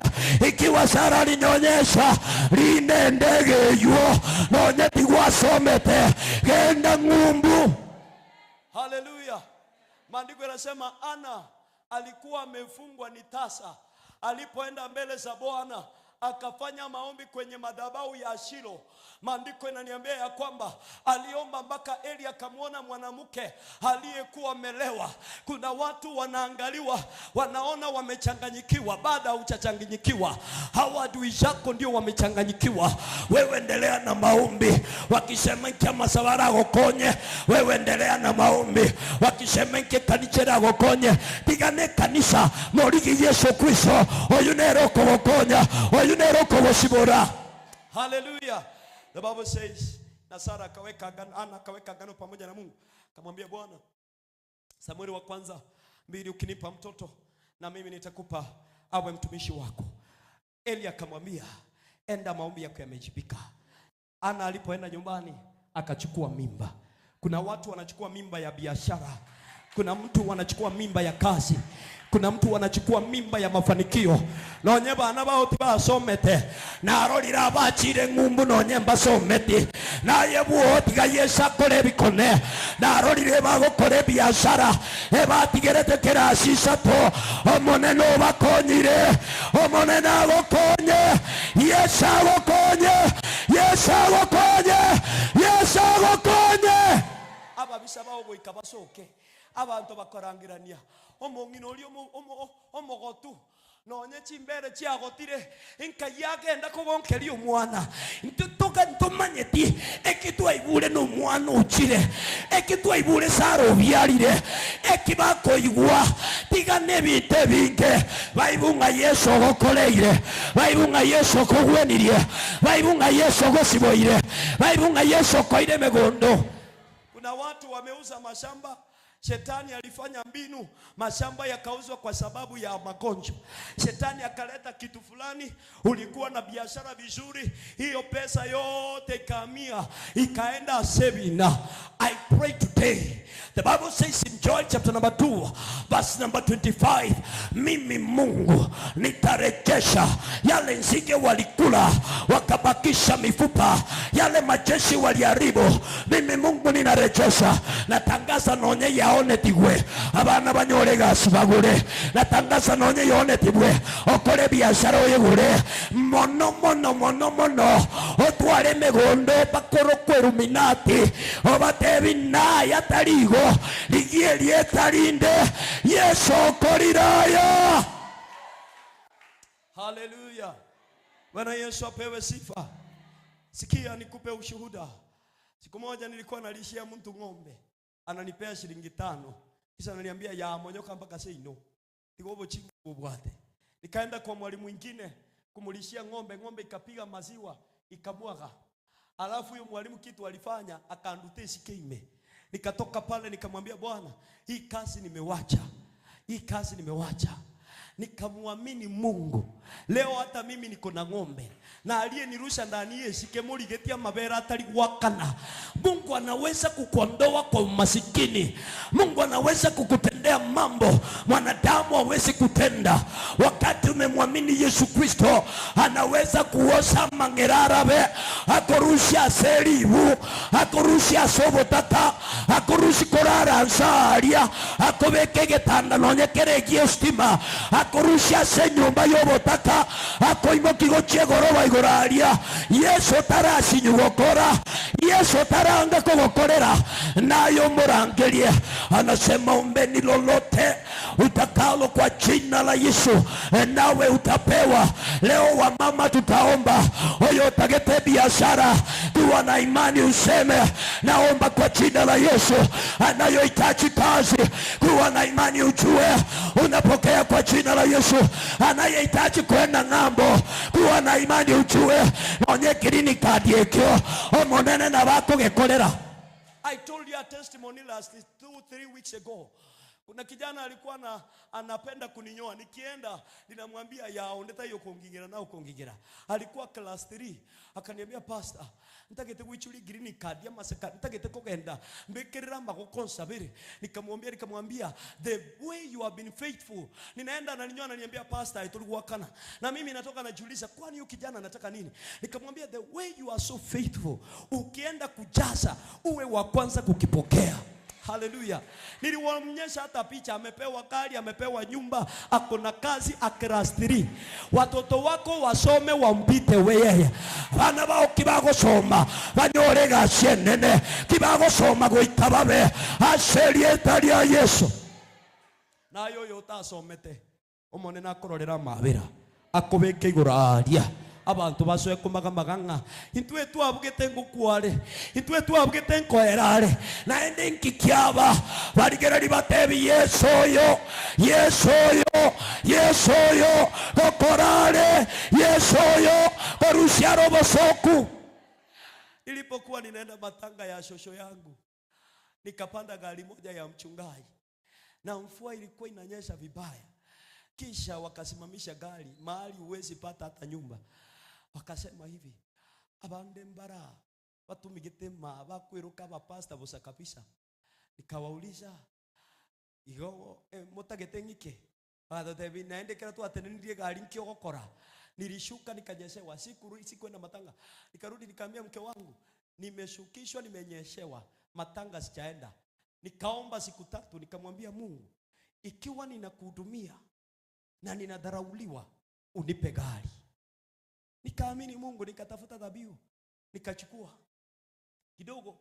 Mwalimu mmoja niliyekuwa nimemwombea, kazi ilikuwa imeisha Kisii University, akaapply kwenda Kisumu, akaitwa, akapewa gari mpya, akapewa nyumba, serikali sijui kafanya nini, akaniambia basta monyoka. Na mke wake alikuwa ni mgonjwa, ngatawono Mungu olinagenda nasabira Yesu okule nkie kibako ndangenga pastor monyoka. Nilipoenda akaniambia pastor, igarie na nyolire gasi konye na chairu inka aganta ibono pastor gekora asenge njomokane tagwa nchankwe igari atetae mu murumu wabo igia 70,000 yonge komentera ni motebi na hagorire. Nikarudi nikauza ngombe moja, nikamchukua, akaniambia pastor gari hiyo nikaiendesha peke yangu, hata kama sikuwa najua vizuri. Nyogete chitaya mubaso igoro ngoteba Yesu okorire. Yesu yo no muya kaye ikikanka ye paki na ene kaye tuomeri yake gateba nera bado nimbwate gari na nche na abali rwasa bali bare kenyoro inge gari yakira tware kugenda matanga twatebi umwamari ko tebwati kende bali goteba tebwati kende lero ige bagoteba pasta inchwa to kwanere inchwa to tebie inchwa to bosemi. Siku moja nikiendanga ninawaambia, aya madam, isharanza anse kiri. Man, I have God. Bwana Yesu asifiwe. Ikiwa Mungu alinitendea, akaondoa umasikini kwetu, akaondoa madharau kwetu, akaruhusie guse seito, aruhusibuo mara 100 viliankoleire omonena okorere viliangeire mara 100 omonena kwe. Na bado sijamaliza. Juzi nilikuwa naombea gari, nilitoa gari yangu kanisani. Nikiwa ninaomba gari lingine ikapita, nikaikamata nikaweka kwa mfuko, nikamwambia mke wangu, Mungu amenipa gari. Hivi karibuni Bwana atanipa sio hiyo. Sikia nikwambie mtu wa Mungu, omonene na bakurushio moto nsalia. Saa anagochaka gotera, anayetoa watu mafumbini, anawainua, anawaketisha pamoja na wafalme, anaweza kukutendea. Nataka nikupe tumaini, Yesu anaweza kukutendea. Kitali masoma na abwate. Bado ngosoma ndi. Onyo muzaza na aro ngosoma kabisa ninje nesu kurunde. Bwana Yesu asifiwe. Naende na kintegeta abana bakoreki basome. Praise the name of Jesus. Mimi niko shule. Ninaendelea next year na graduate na degree, nitakuita. Mtakuja tena mtanipea zawadi, wengine waninunulie ng'ombe. Praise the name of Jesus. Sikia. Kama kuna watu wataenda kukaa kwa meza za wafalme, wangoigani chenda angelibu ntebibu, ichungobe obe advice ye president. Mu advice motebi rero tikatubi kama sabo. Yesu tebi tubi kama sabo. Ninaamini hiyo itatendeka. Ninaamini hiyo itatendeka. Na ninakuombea kwa jina la Yesu. Onye abana mbaro bagochikoba abanyagitari, baba abana bao. Onye mbaro bagochikoba abagambi, baba abana bao. Musacho ndego chemo kunguonde. Oibwete liogieri, ligore igoro yao. Ligore abana bao, ligoro igoro rwao. Toligo chiko kuomotaka, toligo chiko kuneme chando. Omonena gokorere, mtu aseme nitatendewa. Mtu aseme nitatendewa. Sema Yesu nitendee. Sema Yesu nitendee. Siku nyingine niliambiwa napiga kelele kama mchinga. Uchinga wangu nimeona mahali umenifikisha. Haleluya. Ndiposa nataka nipige zaidi. Nataka kupiga kelele zaidi. Maana Yesu mahali amenitoa. Yesu mahali amenifikisha. My father akawa mgonjwa. Tukaambiwa na daktari, pastor, yere mtori kumukuna. Nikamwambia daktari asiki, omuntu kera ikire igata ligukunwa. Oyo mubekera amacha akwe. Nikamwambia Mungu, musacho oyo tari gukwa. Nikamwambia muse turi gukwa. Batebire ngo kuole twakande turi gukwa. Bakamubara limo kabiri gatatu kane mugakona na abashire. Kamande turarosa. Na babara mara 10 Yesu naro. Lero moya ali. Naende naye gosete ngombuire chikiro. Omonene na bakogwenia. Omonene na bagosibora. Aria sabanto baganyeta matanga. Omonene akaena nobogima. Wo baganyirobobe. Omonene na nobuya. Wo baganiria mariga. Omonene na nobuya. Wo batebire ngosirere. Ligego chikonyore kana. Aserieta lia Yesu. Asechinguru chomonene. Bali bali konya koteba ngatabu ati nonye ne chibesa kugure suguma ya 10 bambi na mambiende onyenye mbuli buo onyenye ngombe buo batebia ichumorora liesa kolire emecheri ya chaitwe lero nigekoro kwa bantu oikanayo urukwa monto Yesu karo naye kore moyo oikobugima bwa ubwochorerie Yesu karo naye kwa iboire oikanya sago kolere bikone. Hallelujah. Bwana Yesu asifiwe. Na bali motara ibora amo basako monyoka kuibora momorigio monene. Praise the name of Jesus. Kuna mama moja, daktari moja aliyekuwa ameoa tukiwa kanisa la pale chini. Siku moja akakuja amefura mguu. Basta. Enaachi gotara gochimwane iga. Naachi gotambuka na ibungaka. Bono kogoro kwa bimba. Kamwambia daktari niki kwa bimbera. Nikaishika nikamwambia kikwa ibweka. Nanje nakuwatira buneka bimboka. Ata pastor na ibu bono na abeire akaenda. Na akwa ameza. Akarudi akaniambia naro cheke kone. Ntebi kelingo kora mukana ai mukibulito twabere miaka 7 pastor ntubu ati mwana. Nikamwambia daktari genda kule chitaili. Hiyo siku ana tiles za kanisa. Nikamwambia Mungu akileta hizo tiles akiweka hivi mke wake mimba pa. Nikamwambia bwate nda ya hotel mukana kababulito. Akabwata kata mukane meli kababulito akalia.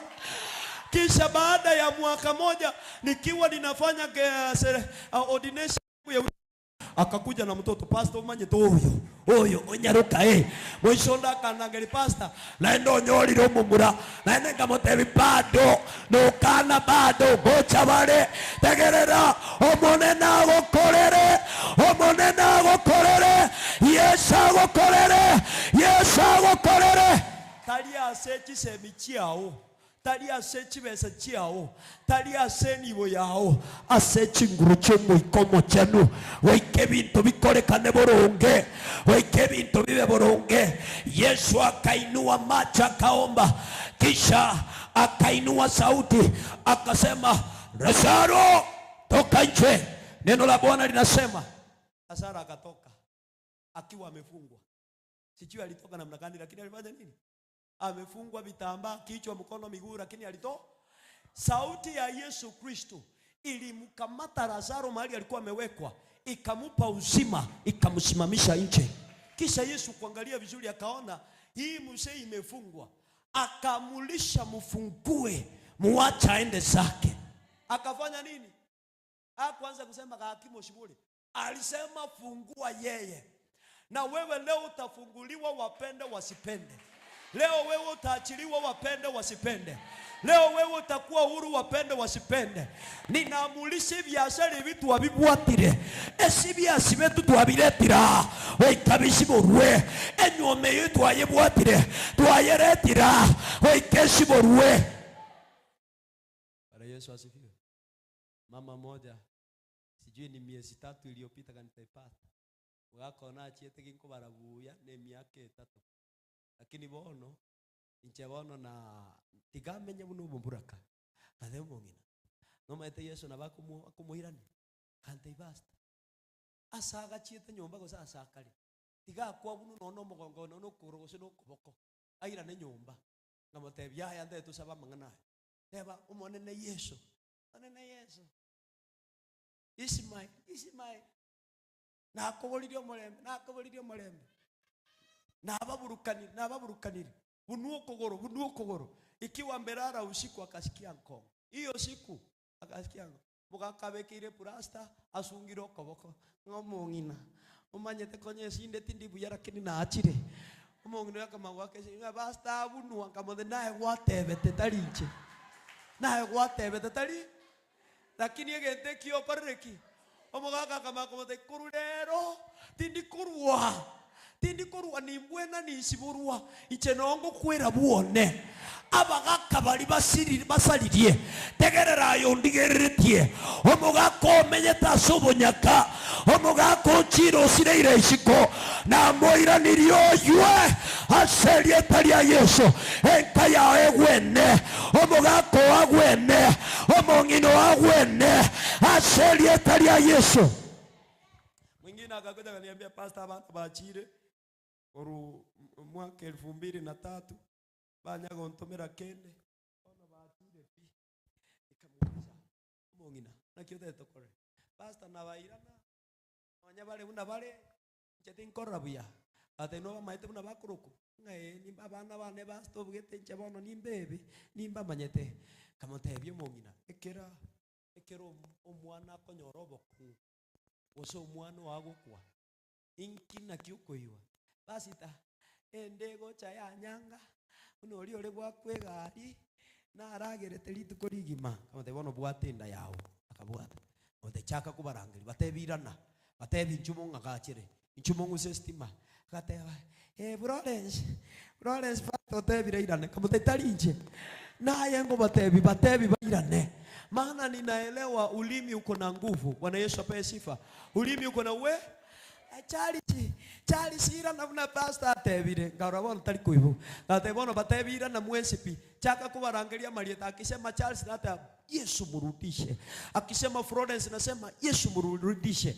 Baada ya miezi 3 kumbe mtoto wake alienda ngambo bila kumwambia, akakuja kama mama kwenye gwachande kirebono kwenye ngumbu ndi myake yonsi tagete kwa gachire na ende mu murumi to na muirete ngumbu mongina kera na gatheka ngumbu bare kirinde kwale kurira omone no bairanirie. Bwana Yesu asifiwe. Enibelia oyasirete eira na serie taria Yesu abana bali baokonya batari gukora kende bachake gukwaga abaibuli balikonye bangire na abana babo amalikago tebanga nitafanya mioyo ya watoto iwarudie wazazi wao na mioyo ya wazazi iwarudie watoto wao. Abana abo bachake koira na sobo bachake kuagacha sobo aselie taria Yesu ande bwese kwagacha nyumba orore mikosi gochakira rero gendo chake kwagacha mikosi iteyo aselie taria Yesu. Nataka wote tukitoka hapa tutatoka hapa tukisema Bwana amenitendea. Wachawi leo wataona, wakanga leo wataona.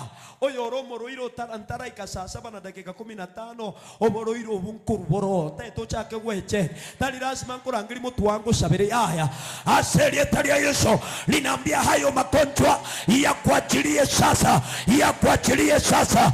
Uliyefungwa na magonjwa kwa sauti leo, hayo magonjwa yaende. Wewe naye nitazama timaiti gusenya gitwari ore oyo ndemwa ore oyo nde noroteri oyo nde nesimi obwatete aselie taria Yesu.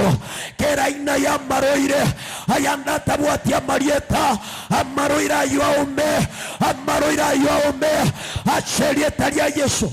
Manyinga Yesu taria ngoko amanyinga ya Yesu nigabwata chinguru agosibye kegima agosibore kegima agosibye kegima ebintu konye bikogo chanda mwao byaletira mariga nemechando amachini aitari go chikuigwekana abande bachire baote pastor botuko titolikurara ligena nigo likurutwa bakali batiri abo chokara kiditi tolikulirora tukagenda tukateba seli taria Yesu.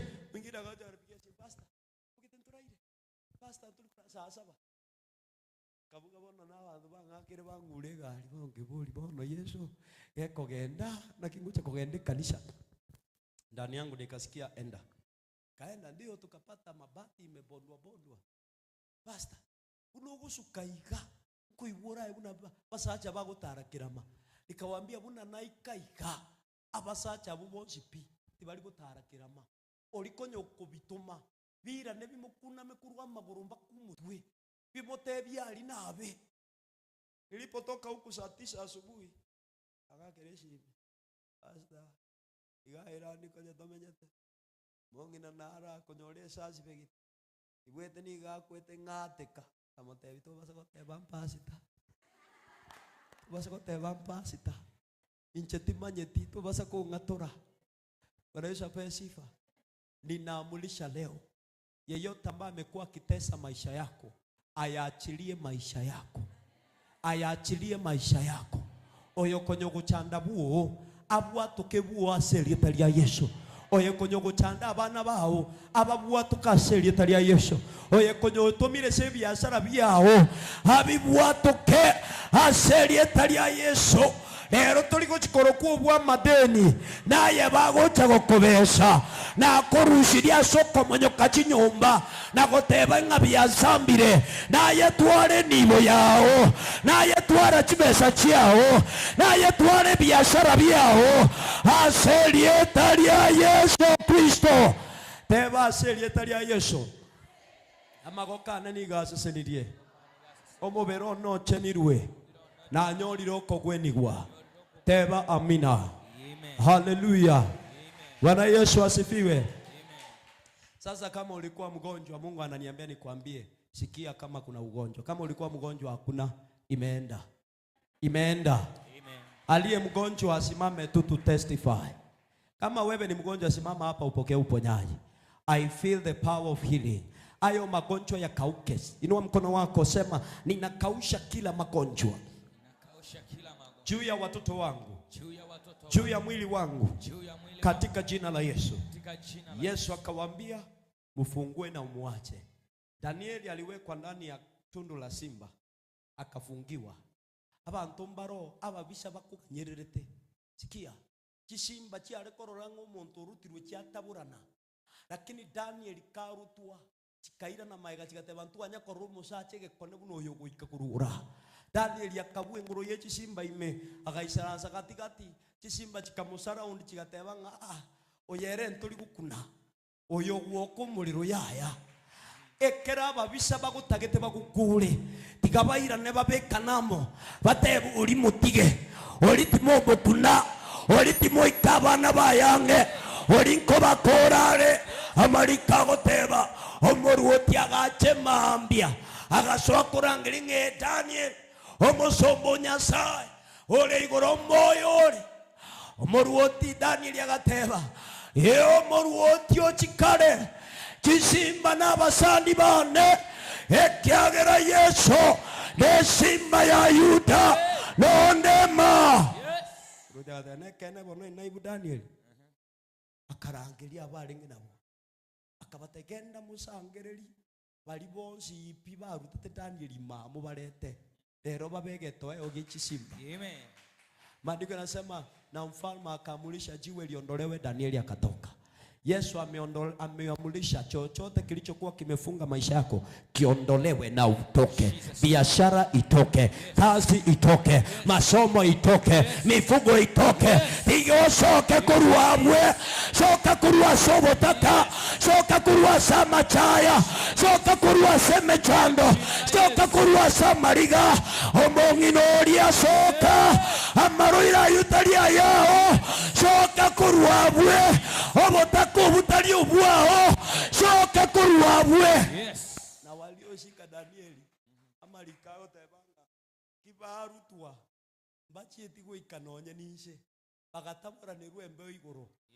Ababisa bao bonsi pia bendugu yao abenyoko biara abeiso biara Yesu abatabura na serietalia Yesu. Yesu abarusia sobogima bwa serietalia Yesu. Yesu abarusio baruo barusia magokabo ara machafu asobogima bwao aserietalia Yesu Kristo onde bwenso okwanetie obogima bwao bogasareka amagoka yutigacheneke obogima bwao bocheneke aserietalia Yesu. Napomalizia Danieli 3. Neno la Bwana nasema Shadrach, Meshach na Abednego walifungwa.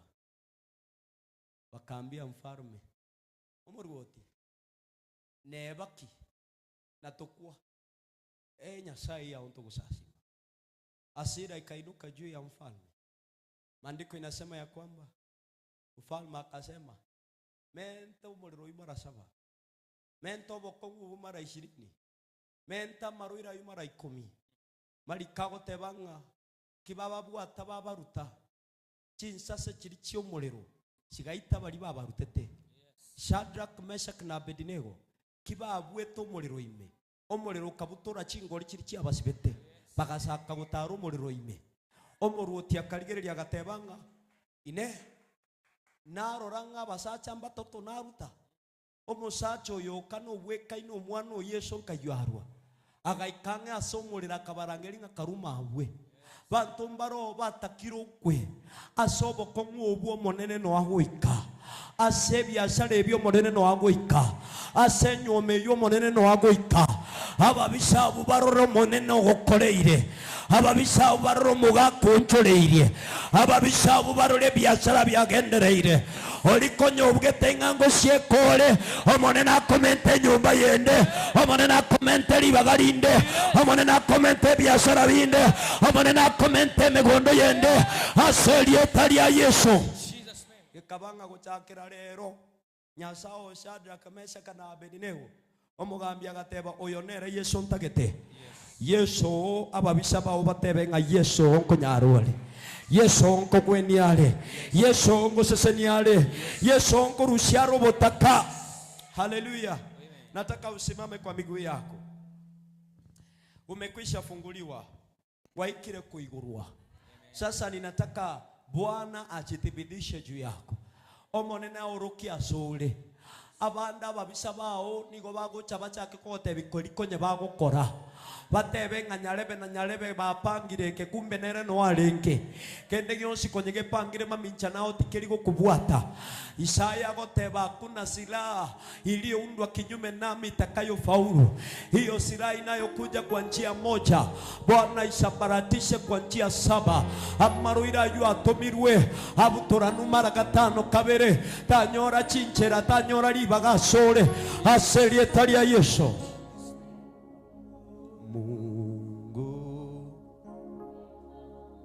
Mungu wetu Bwana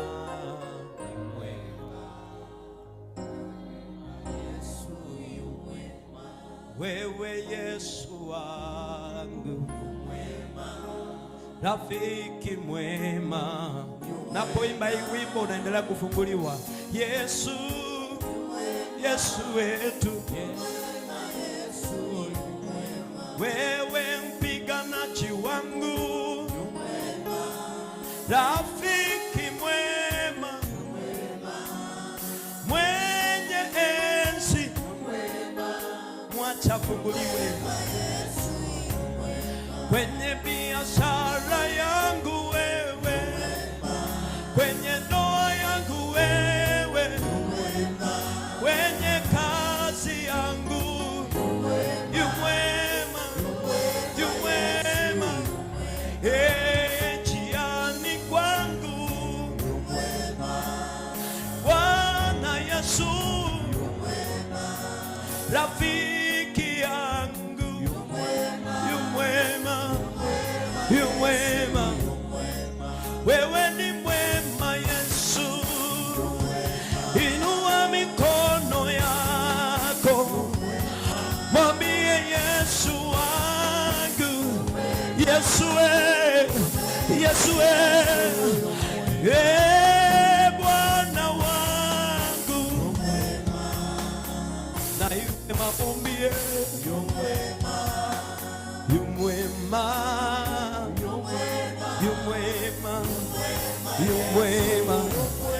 Wewe mponyaji wangu, wewe ni tajiri kwangu, unafungua malango yangu, Yesu wangu, Yesu wangu. Isaiah chapter number 45. Haya ndiyo Bwana anasema kwa mtumishi wake Koreshi: nitakushika mkono wa kuume, nitaenda mbele yako, nitatengeneza njia zilizoharibika. Kuna malango mbele yako ya chuma ya shaba, hayo malango nitayakatakata. Kuna watu walikuwa wamefungiwa, kuna watu walikuwa wamekwama mahali, kuna watu walikuwa wamefika mwisho, kuna watu walikuwa wamekata tamaa, kuna watu walifikiria magonjwa na waua, kuna watu walifikiria wamefika mwisho. Yesu ametangulia, anatengeneza hiyo biashara, anatengeneza hiyo kazi, anatengeneza hiyo ndoa. Kila malango yaliyofungwa juu yako, hayo malango yakatwe, hayo malango yaanguke, hayo malango yabomolewe, hayo malango yaangushwe. Yoshua 6. Kuta ya Yeriko ilikuwa inawazuia wana wa Israeli wasiingie Yeriko, na ilikuwa inazuia watu wa Yeriko wasitoke nje. Lakini Bwana akampa Yoshua, akamwambia watakapopiga kelele siku ya 7 wasunguke mji wa Yeriko, huo ukuta utashuka chini. Tumekuwa tukiomba tangu Jumapili na leo tunamaliza maombi, our 7 days in prayer, and it's a day to break every wall. Kila kuta ambayo ilikuwa imekufungia, kwa sauti utakayoenda kuifanya, hiyo ukuta lazima itashuka chini. Wengine wamewekewa limitation wasifanye biashara. Onye gokuo ni mono buo ni omena. Onye gokuo agacha mono buo agacha nyumba y'ikikona ina mabati 32. Onye gogo tukachiombe utugeyeke kusina endege kubyare kwe. Kuna kuta ambazo watu wamewekewa. Onye gogo somia bana mona ike form 3 abu atenda atige shukuru. Onye gogo nonyole ni bomono. Tubasa konyora bwetaniga. Hizo ukuta tunazivunja leo, hizo ukuta tunazibomoa leo. Sema kila ukuta wa maisha yangu. Sijasikia. Sema kila ukuta wa maisha yangu niliyowekewa kwa jina la Yesu, anguka, anguka, anguka, anguka, bomoka, vunjika.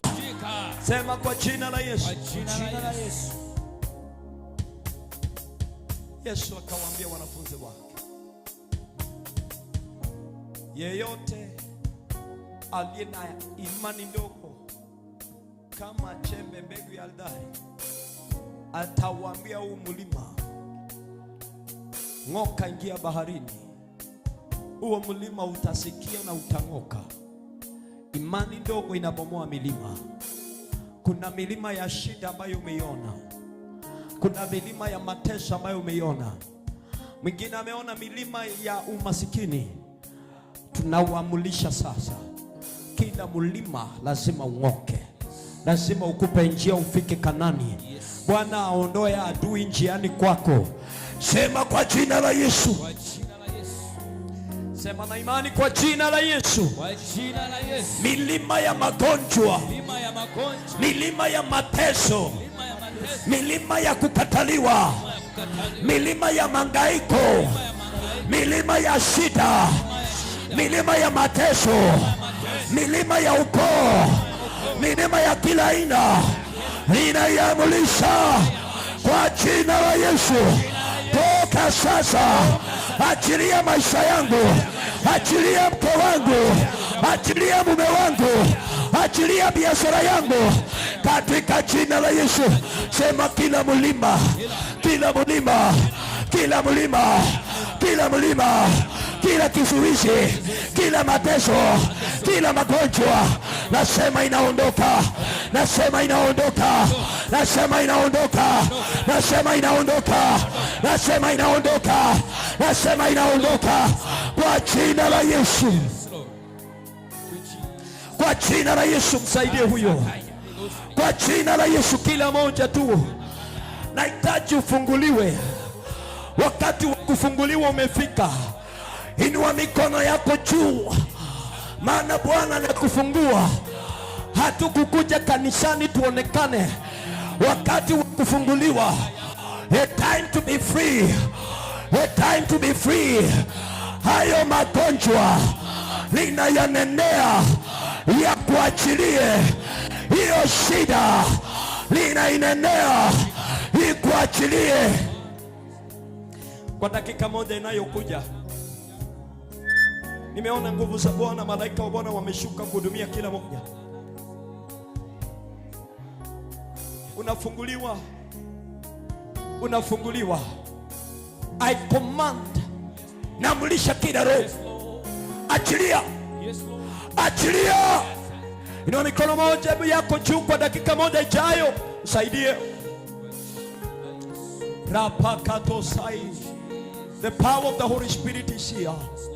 And a time for you to be free.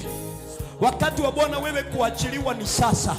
Sio kesho, ni saizi. Hautoki hapa na shida, hautoki hapa na magonjwa. Inua mikono yako vizuri. Inua mikono yako vizuri. Dakika hiyo moja inaisha. Utasikia ya kwamba mwili wako umekuwa mwepesi. Utasikia moto ukiwa unachoma. Kila magonjwa yanachomeka. In the name of Jesus, I command every spirit. Ninaamrisha kila roho iliyokamata maisha yako, ninakamata wachawi, ninakamata waganga wanaokuita kwenye ndoto, waliochukua picha zako, waliochukua nguo zako, waliochukua pesa yako. Hiyo moto, hiyo moto, hiyo moto, chukua moto, chukua moto, chukua moto, chukua moto, chukua moto, chukua moto. Anza kuachilia roho za magonjwa, anza kuachilia roho za mateso, anza kuachilia roho za shida, anza kuachilia, achilia, achilia. Na kamata huyo mama aliyekuwa ameteswa na tumbo yako inakutesa, hiyo tumbo na ikamata. Pokea uponyaji, healing, healing, healing, healing, uponyaji, uponyaji. I command every spirit in you. Ninaamrisha kila roho juu yako. Inua tu mikono yako. Kila roho ya mateso juu yako, kila roho ya mangaiko juu yako, I command it now in the name of Jesus. Roho ya mateso na kilio, enough in the name of Jesus. Kwa jina la Yesu, chochote kilicho ndani yako naamrisha, achilia maisha yake. The name of Jesus. Saidie huyu, achilia maisha yake kwa jina la Yesu. Inua mikono yako juu. A time to be delivered, a time to be free. My Father, malora, kwa jina la Yesu. Mtoto kwa jina la Yesu, achiliwa sasa, achiliwa sasa. Wakati wa kuachiliwa, wakati wa kufunguliwa. Na nena juu ya mume wako sasa, anza kufunguliwa. Kila roho na ikamata, kila roho na ikamata in the name of Jesus, kwa jina la Yesu.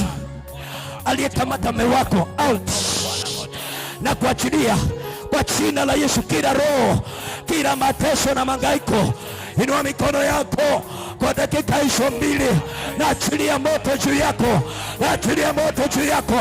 Ianze kuchomeka, ianze kuchomeka, ianze kuchomeka, ianze kuchomeka mahali hapa. Naachilia moto, naachilia moto, naachilia moto, naachilia moto, naachilia moto, naachilia moto. Aliyekamata maisha yako namwamrisha naachilia. Aliyekamata maisha yako namwamrisha naachilia. Aliyekamata maisha yako namwamrisha naachilia. Aliyekamata maisha yako katika madhabahu haya, kila madhabahu ya kipepo yanavunjika, yanavunjika. Hiyo nakamata, hiyo nakamata. Every powers of darkness out of this life, out of this life, wasaidie hao, maana Bwana na wahudumia. Kila moja nafunguliwa, kila moja nawekwa huru, kila moja naachiliwa. Wakati wa kuachiliwa, moto moto moto. Nasikia mtu aliye na shida ya miguu, hiyo miguu na inenea. Wewe mtazamaji, ninatangaza leo, anza kuachiliwa. Kila pengo zikatike, kila pengo zikatike.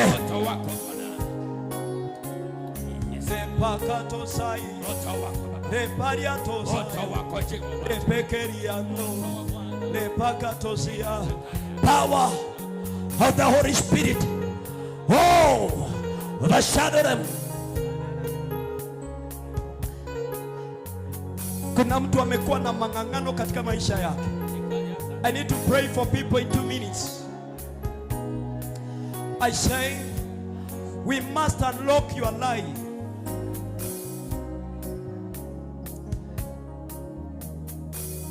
Au wenye wako hapo chini, wachana na wao. Chukua hatua, kimbia kwa madhabahu haya. Naisi kuna mtu amekuwa aking'ang'ana na shida ya tumbo. Yes, Lord. Mwingine ameng'ang'ana na mguu wake. Mwingine ameng'ang'ana na ndoto chafu. Mwingine ameng'ang'ana na biashara, hakuna kitu. Come, dakika 2 hizo zinaisha. Napokuja hapa, inua mikono yako juu tu. Naamrisha kutoka kwa madhabahu haya, kila madhabahu yaliyosimama kinyume na wewe, hayo madhabahu yanavunjika. I surrender to you, Lord. Kuna mtu ameng'ang'ana kwenda kwa waganga lakini hajafaulu. Kiwa uko hapa, Bwana anakufungua. Inua mikono yako tu. Songa tu hapa karibu. Wape wengine nafasi. A time to be delivered. I said every life shall be unlocked. Kila maisha lazima yafunguliwe. Kila maisha lazima yafunguliwe. Inua mikono yako kwa dakika 2 ukiwa umesimama pale. Bwana anakutembelea kwa njia kipekee. Inua mikono yako juu. Just lift up your hands. Nikumaanisha kuwa I surrender to you, Lord. Nachachilia kwako Bwana kwa jina la Yesu. The Spirit will take you. Wengine ukiwa umesimama hapo, Bwana atakubeba, atakuchukua. Utaingia mahali hujawahi ingia, na utaanza vita mahali pale, na hapo ndipo unafunguliwa. In the name of Jesus. Kila roho ninaikamata. Inua mikono yako juu. We are not slaves of the devil. Sisi sio watumwa wa umasikini. Sisi sio watumwa wa shida. Sisi sio watumwa wa kilio. Kila roho ya kukataliwa, uliyekuwa umekataliwa hapa, achiliwa. Roho, the spirit of rejection, I command you out. I command you out.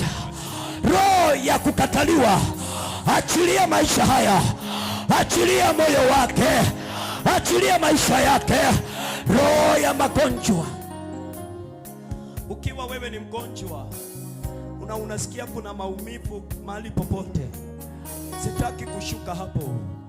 Nataka uweke mkono wako mahali kuna maumivu, kisha mkono wako moja nyosha juu, na Bwana akuponye sasa hivi. Namulisha mwili wako, unakataa magonjwa. Namulisha mwili wako, unakataa shida. Macho sikia, tumbo sikia, mgongo sikia. In the name of Jesus, in the name of Jesus, in the name of Jesus, in the name of Jesus.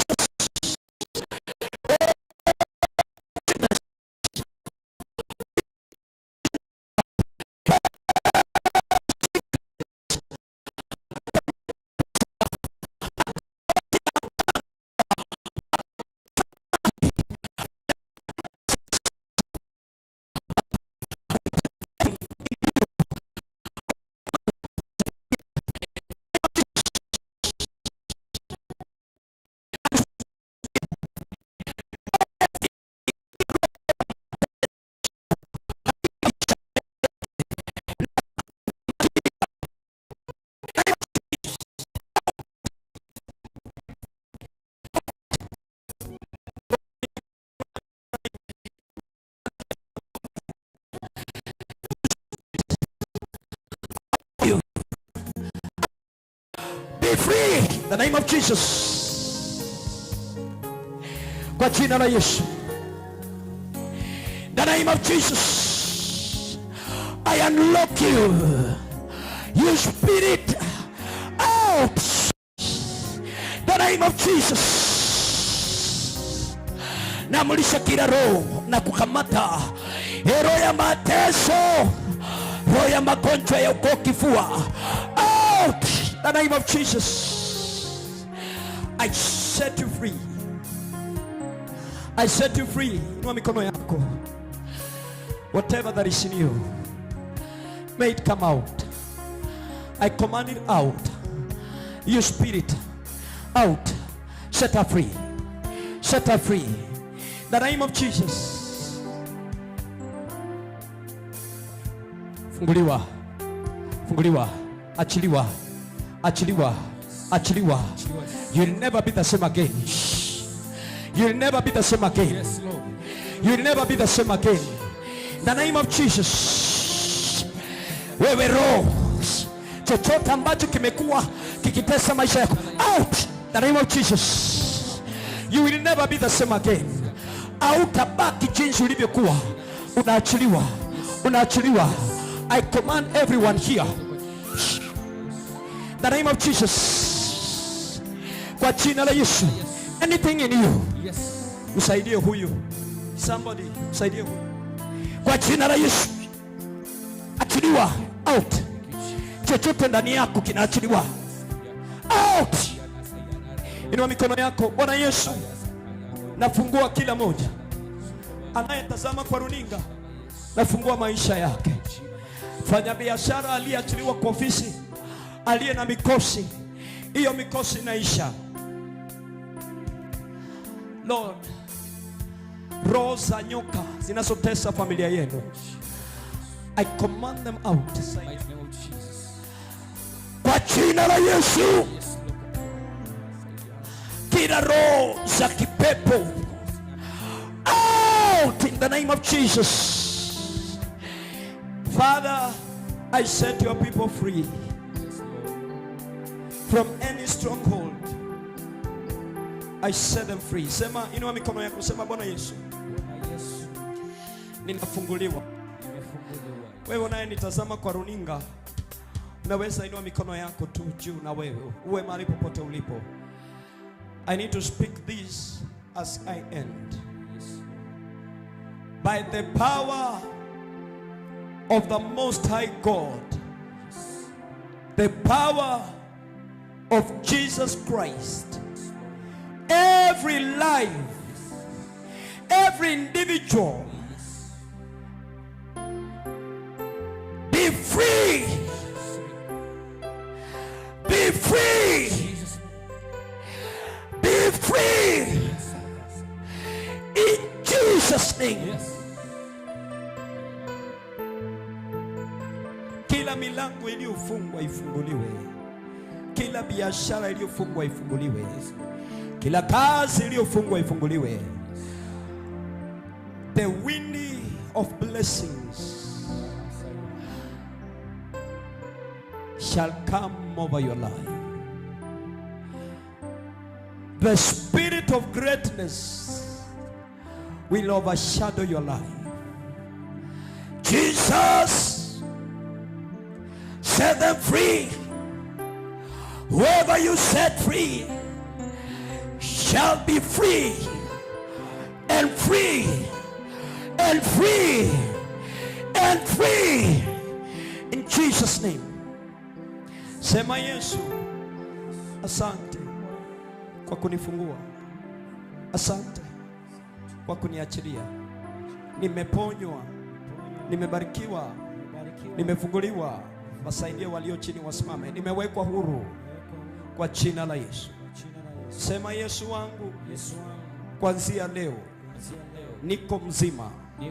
Sio mtumwa wa dhambi, sio mtumwa wa mateso, sio mtumwa wa magonjwa, sio mtumwa wa mangaiko, bali rafiki yako. Nimeoshwa na damu ya Yesu, nimewekwa huru na damu ya Yesu. Wewe biashara yako ifunguliwe. Wewe kazi yako ipokee kibali.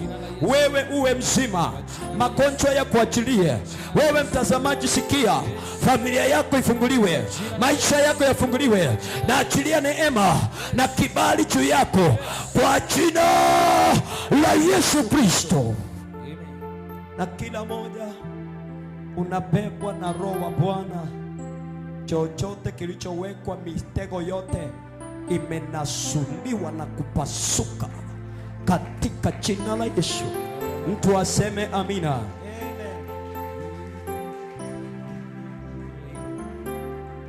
Pigia Yesu makofi mazuri unapoenda kuketi.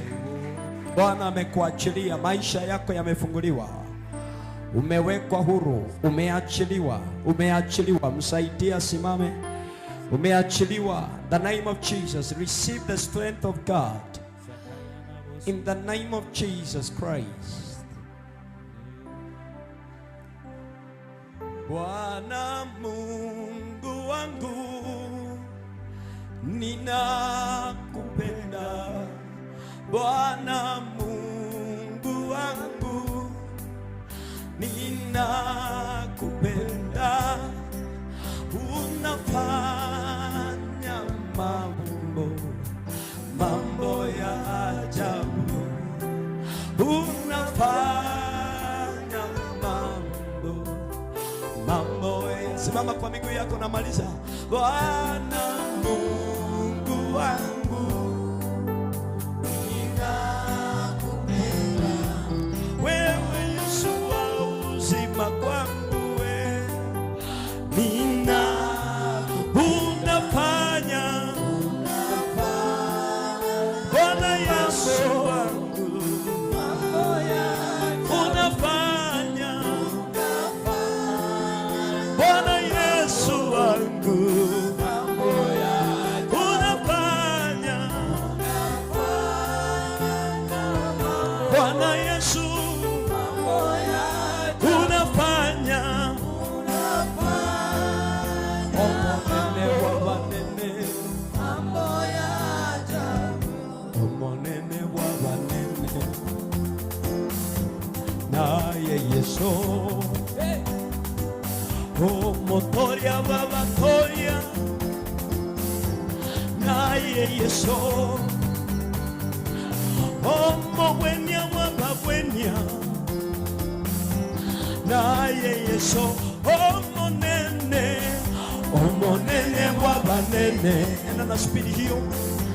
Naye Yesu. Motoria, oh, motoria wabatoria. Naye mowenia wababwenia, omowenia wababwenia. Pe Yesu makofi. Omonene wabanene, munene wa banene. Sema tu naye Mutolia wa batolia, Mutolia wa batolia, naye Yesu. Mtu ampe Yesu makofi. Yeye ni mfalme wa wafalme, yeye ni mtawala wetu, yeye ni muweza wetu, yeye ni simba wa Yuda. Maana kila maisha yamefunguliwa. Unaweza mpa Yesu makofi, unampa Yesu kelele, unaweza mpa Yesu shangwe, vigelegele kwa Yesu. Haleluya. Nataka niombe tunapomtolea Bwana dhabihu ya kufunguliwa. Utachukua bahasha, ukiwa na fungo lako utachukua bahasha. Inua mikono yako juu, kila moja simama kwa miguu yako.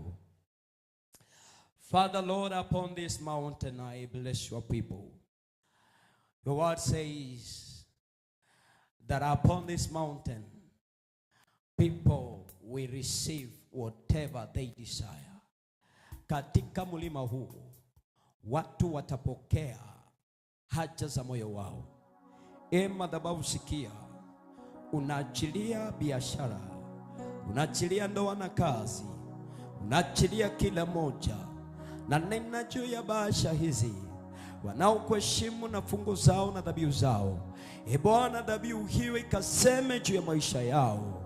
Iwe biashara, iwe kazi, iwe mifugo, lolote lifanikiwe. Kwa jina la Yesu naomba na kuamini.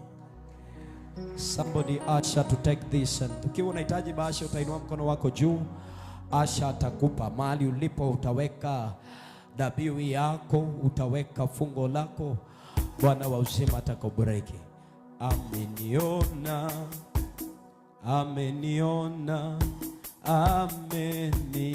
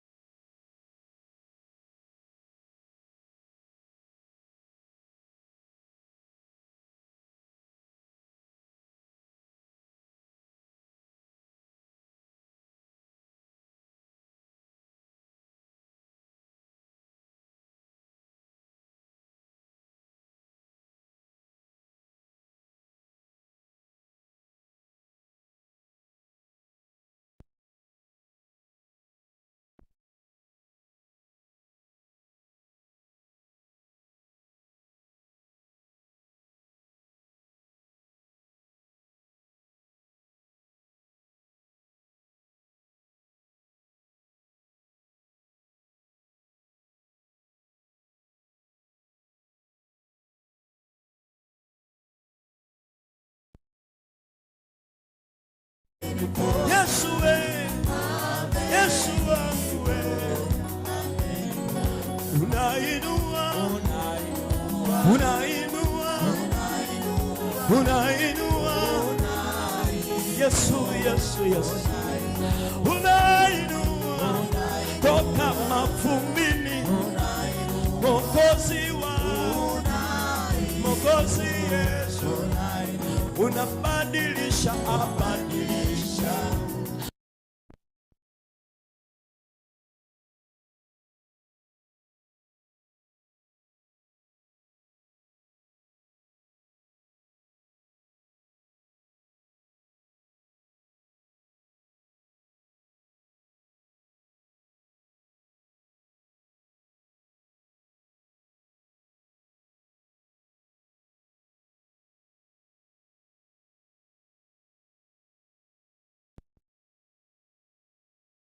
Business.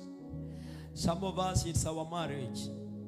Some of us is the education of our children. Some of us is the desire of our hearts.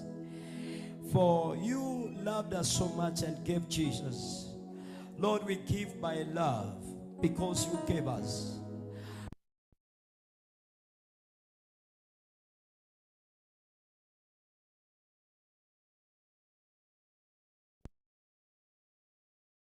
Sacrifice in Jesus name. Kila moja aseme amina. Ukiwa na bahasha yako utasimama tu pale, nitaipokea na Bwana atakubariki.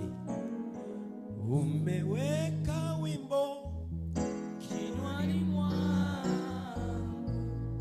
Bwana nisiimbe sifa zako. Umeni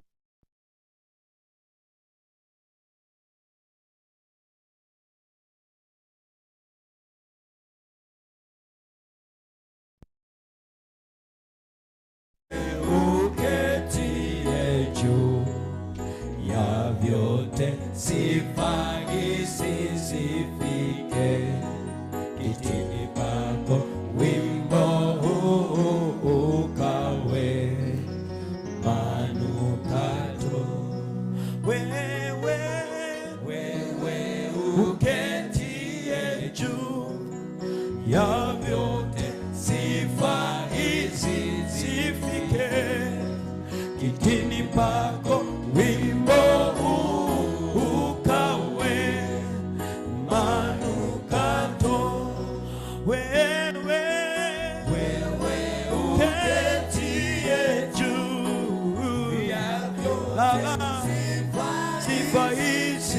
sifike kitini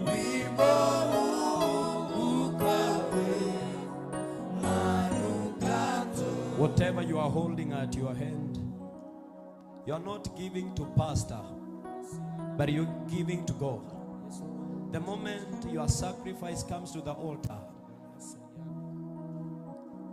it will change and speak and do something in your life.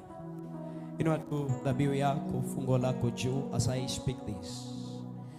Baba, kwa neno lako unasema nitawaheshimu wale watakao niheshimu kwa kutoa. Umetupa njia moja ya kukujaribu, kwa njia ya kutoa tu. Katika dhabihu ni njia ya kutoa. Katika sadaka ni njia ya kutoa. Katika fungo letu ni njia ya kutoa.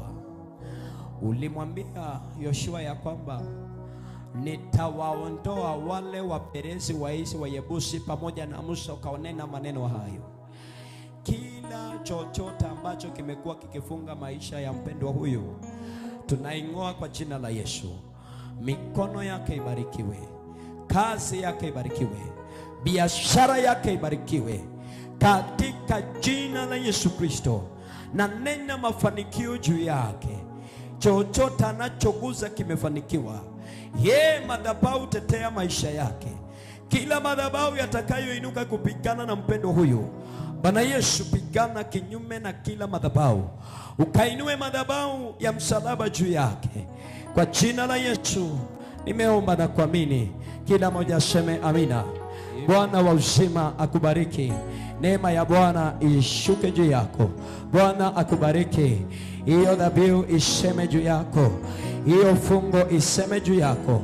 May the Lord bless you. Ninapoipokea neema ya kipekee ishuke juu ya maisha yako.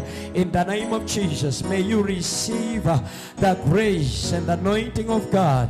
Katika jina la Yesu, funguliwe na uachiliwe milele kwa jina la Yesu Kristo. Sema amina. Father Lord, I bless your people. I bless every subscriber of the Ndisi TV in all places. Those who are watching from Facebook, YouTube, wherever, Twitter.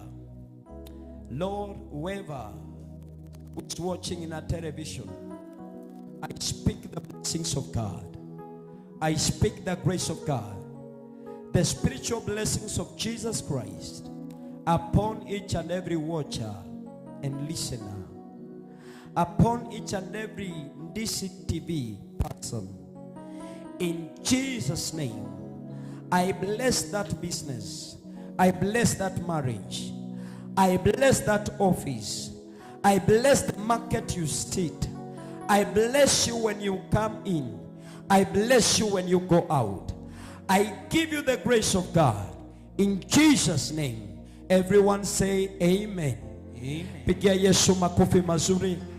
Ninamalizia hapa. Bwana wa uzima akubariki. Bwana akutende mema. Neema Bwana ikutoshe. Wapigie wapendwa wetu wa Ndisi TV makofi mazuri. Asante kwa kuchagua madhabahu haya. Bwana kawainue. Jameni, simu wapigie makofi mazuri. Sichukulii kuwa rahisi, na washukuru sana kuanzia mkuu mpaka yule mdogo. I speak a blessing in each and every person. Asante sana mzee kwa kuchagua hapa kufanya ibada pamoja nami. Neema ya Bwana iwe pamoja na kila moja. Maybe you can have something to say, but I speak a blessing in each and every person. Amen. Amen. Amen. Piga pastor makofi mazuri kwa sermon nzuri ambayo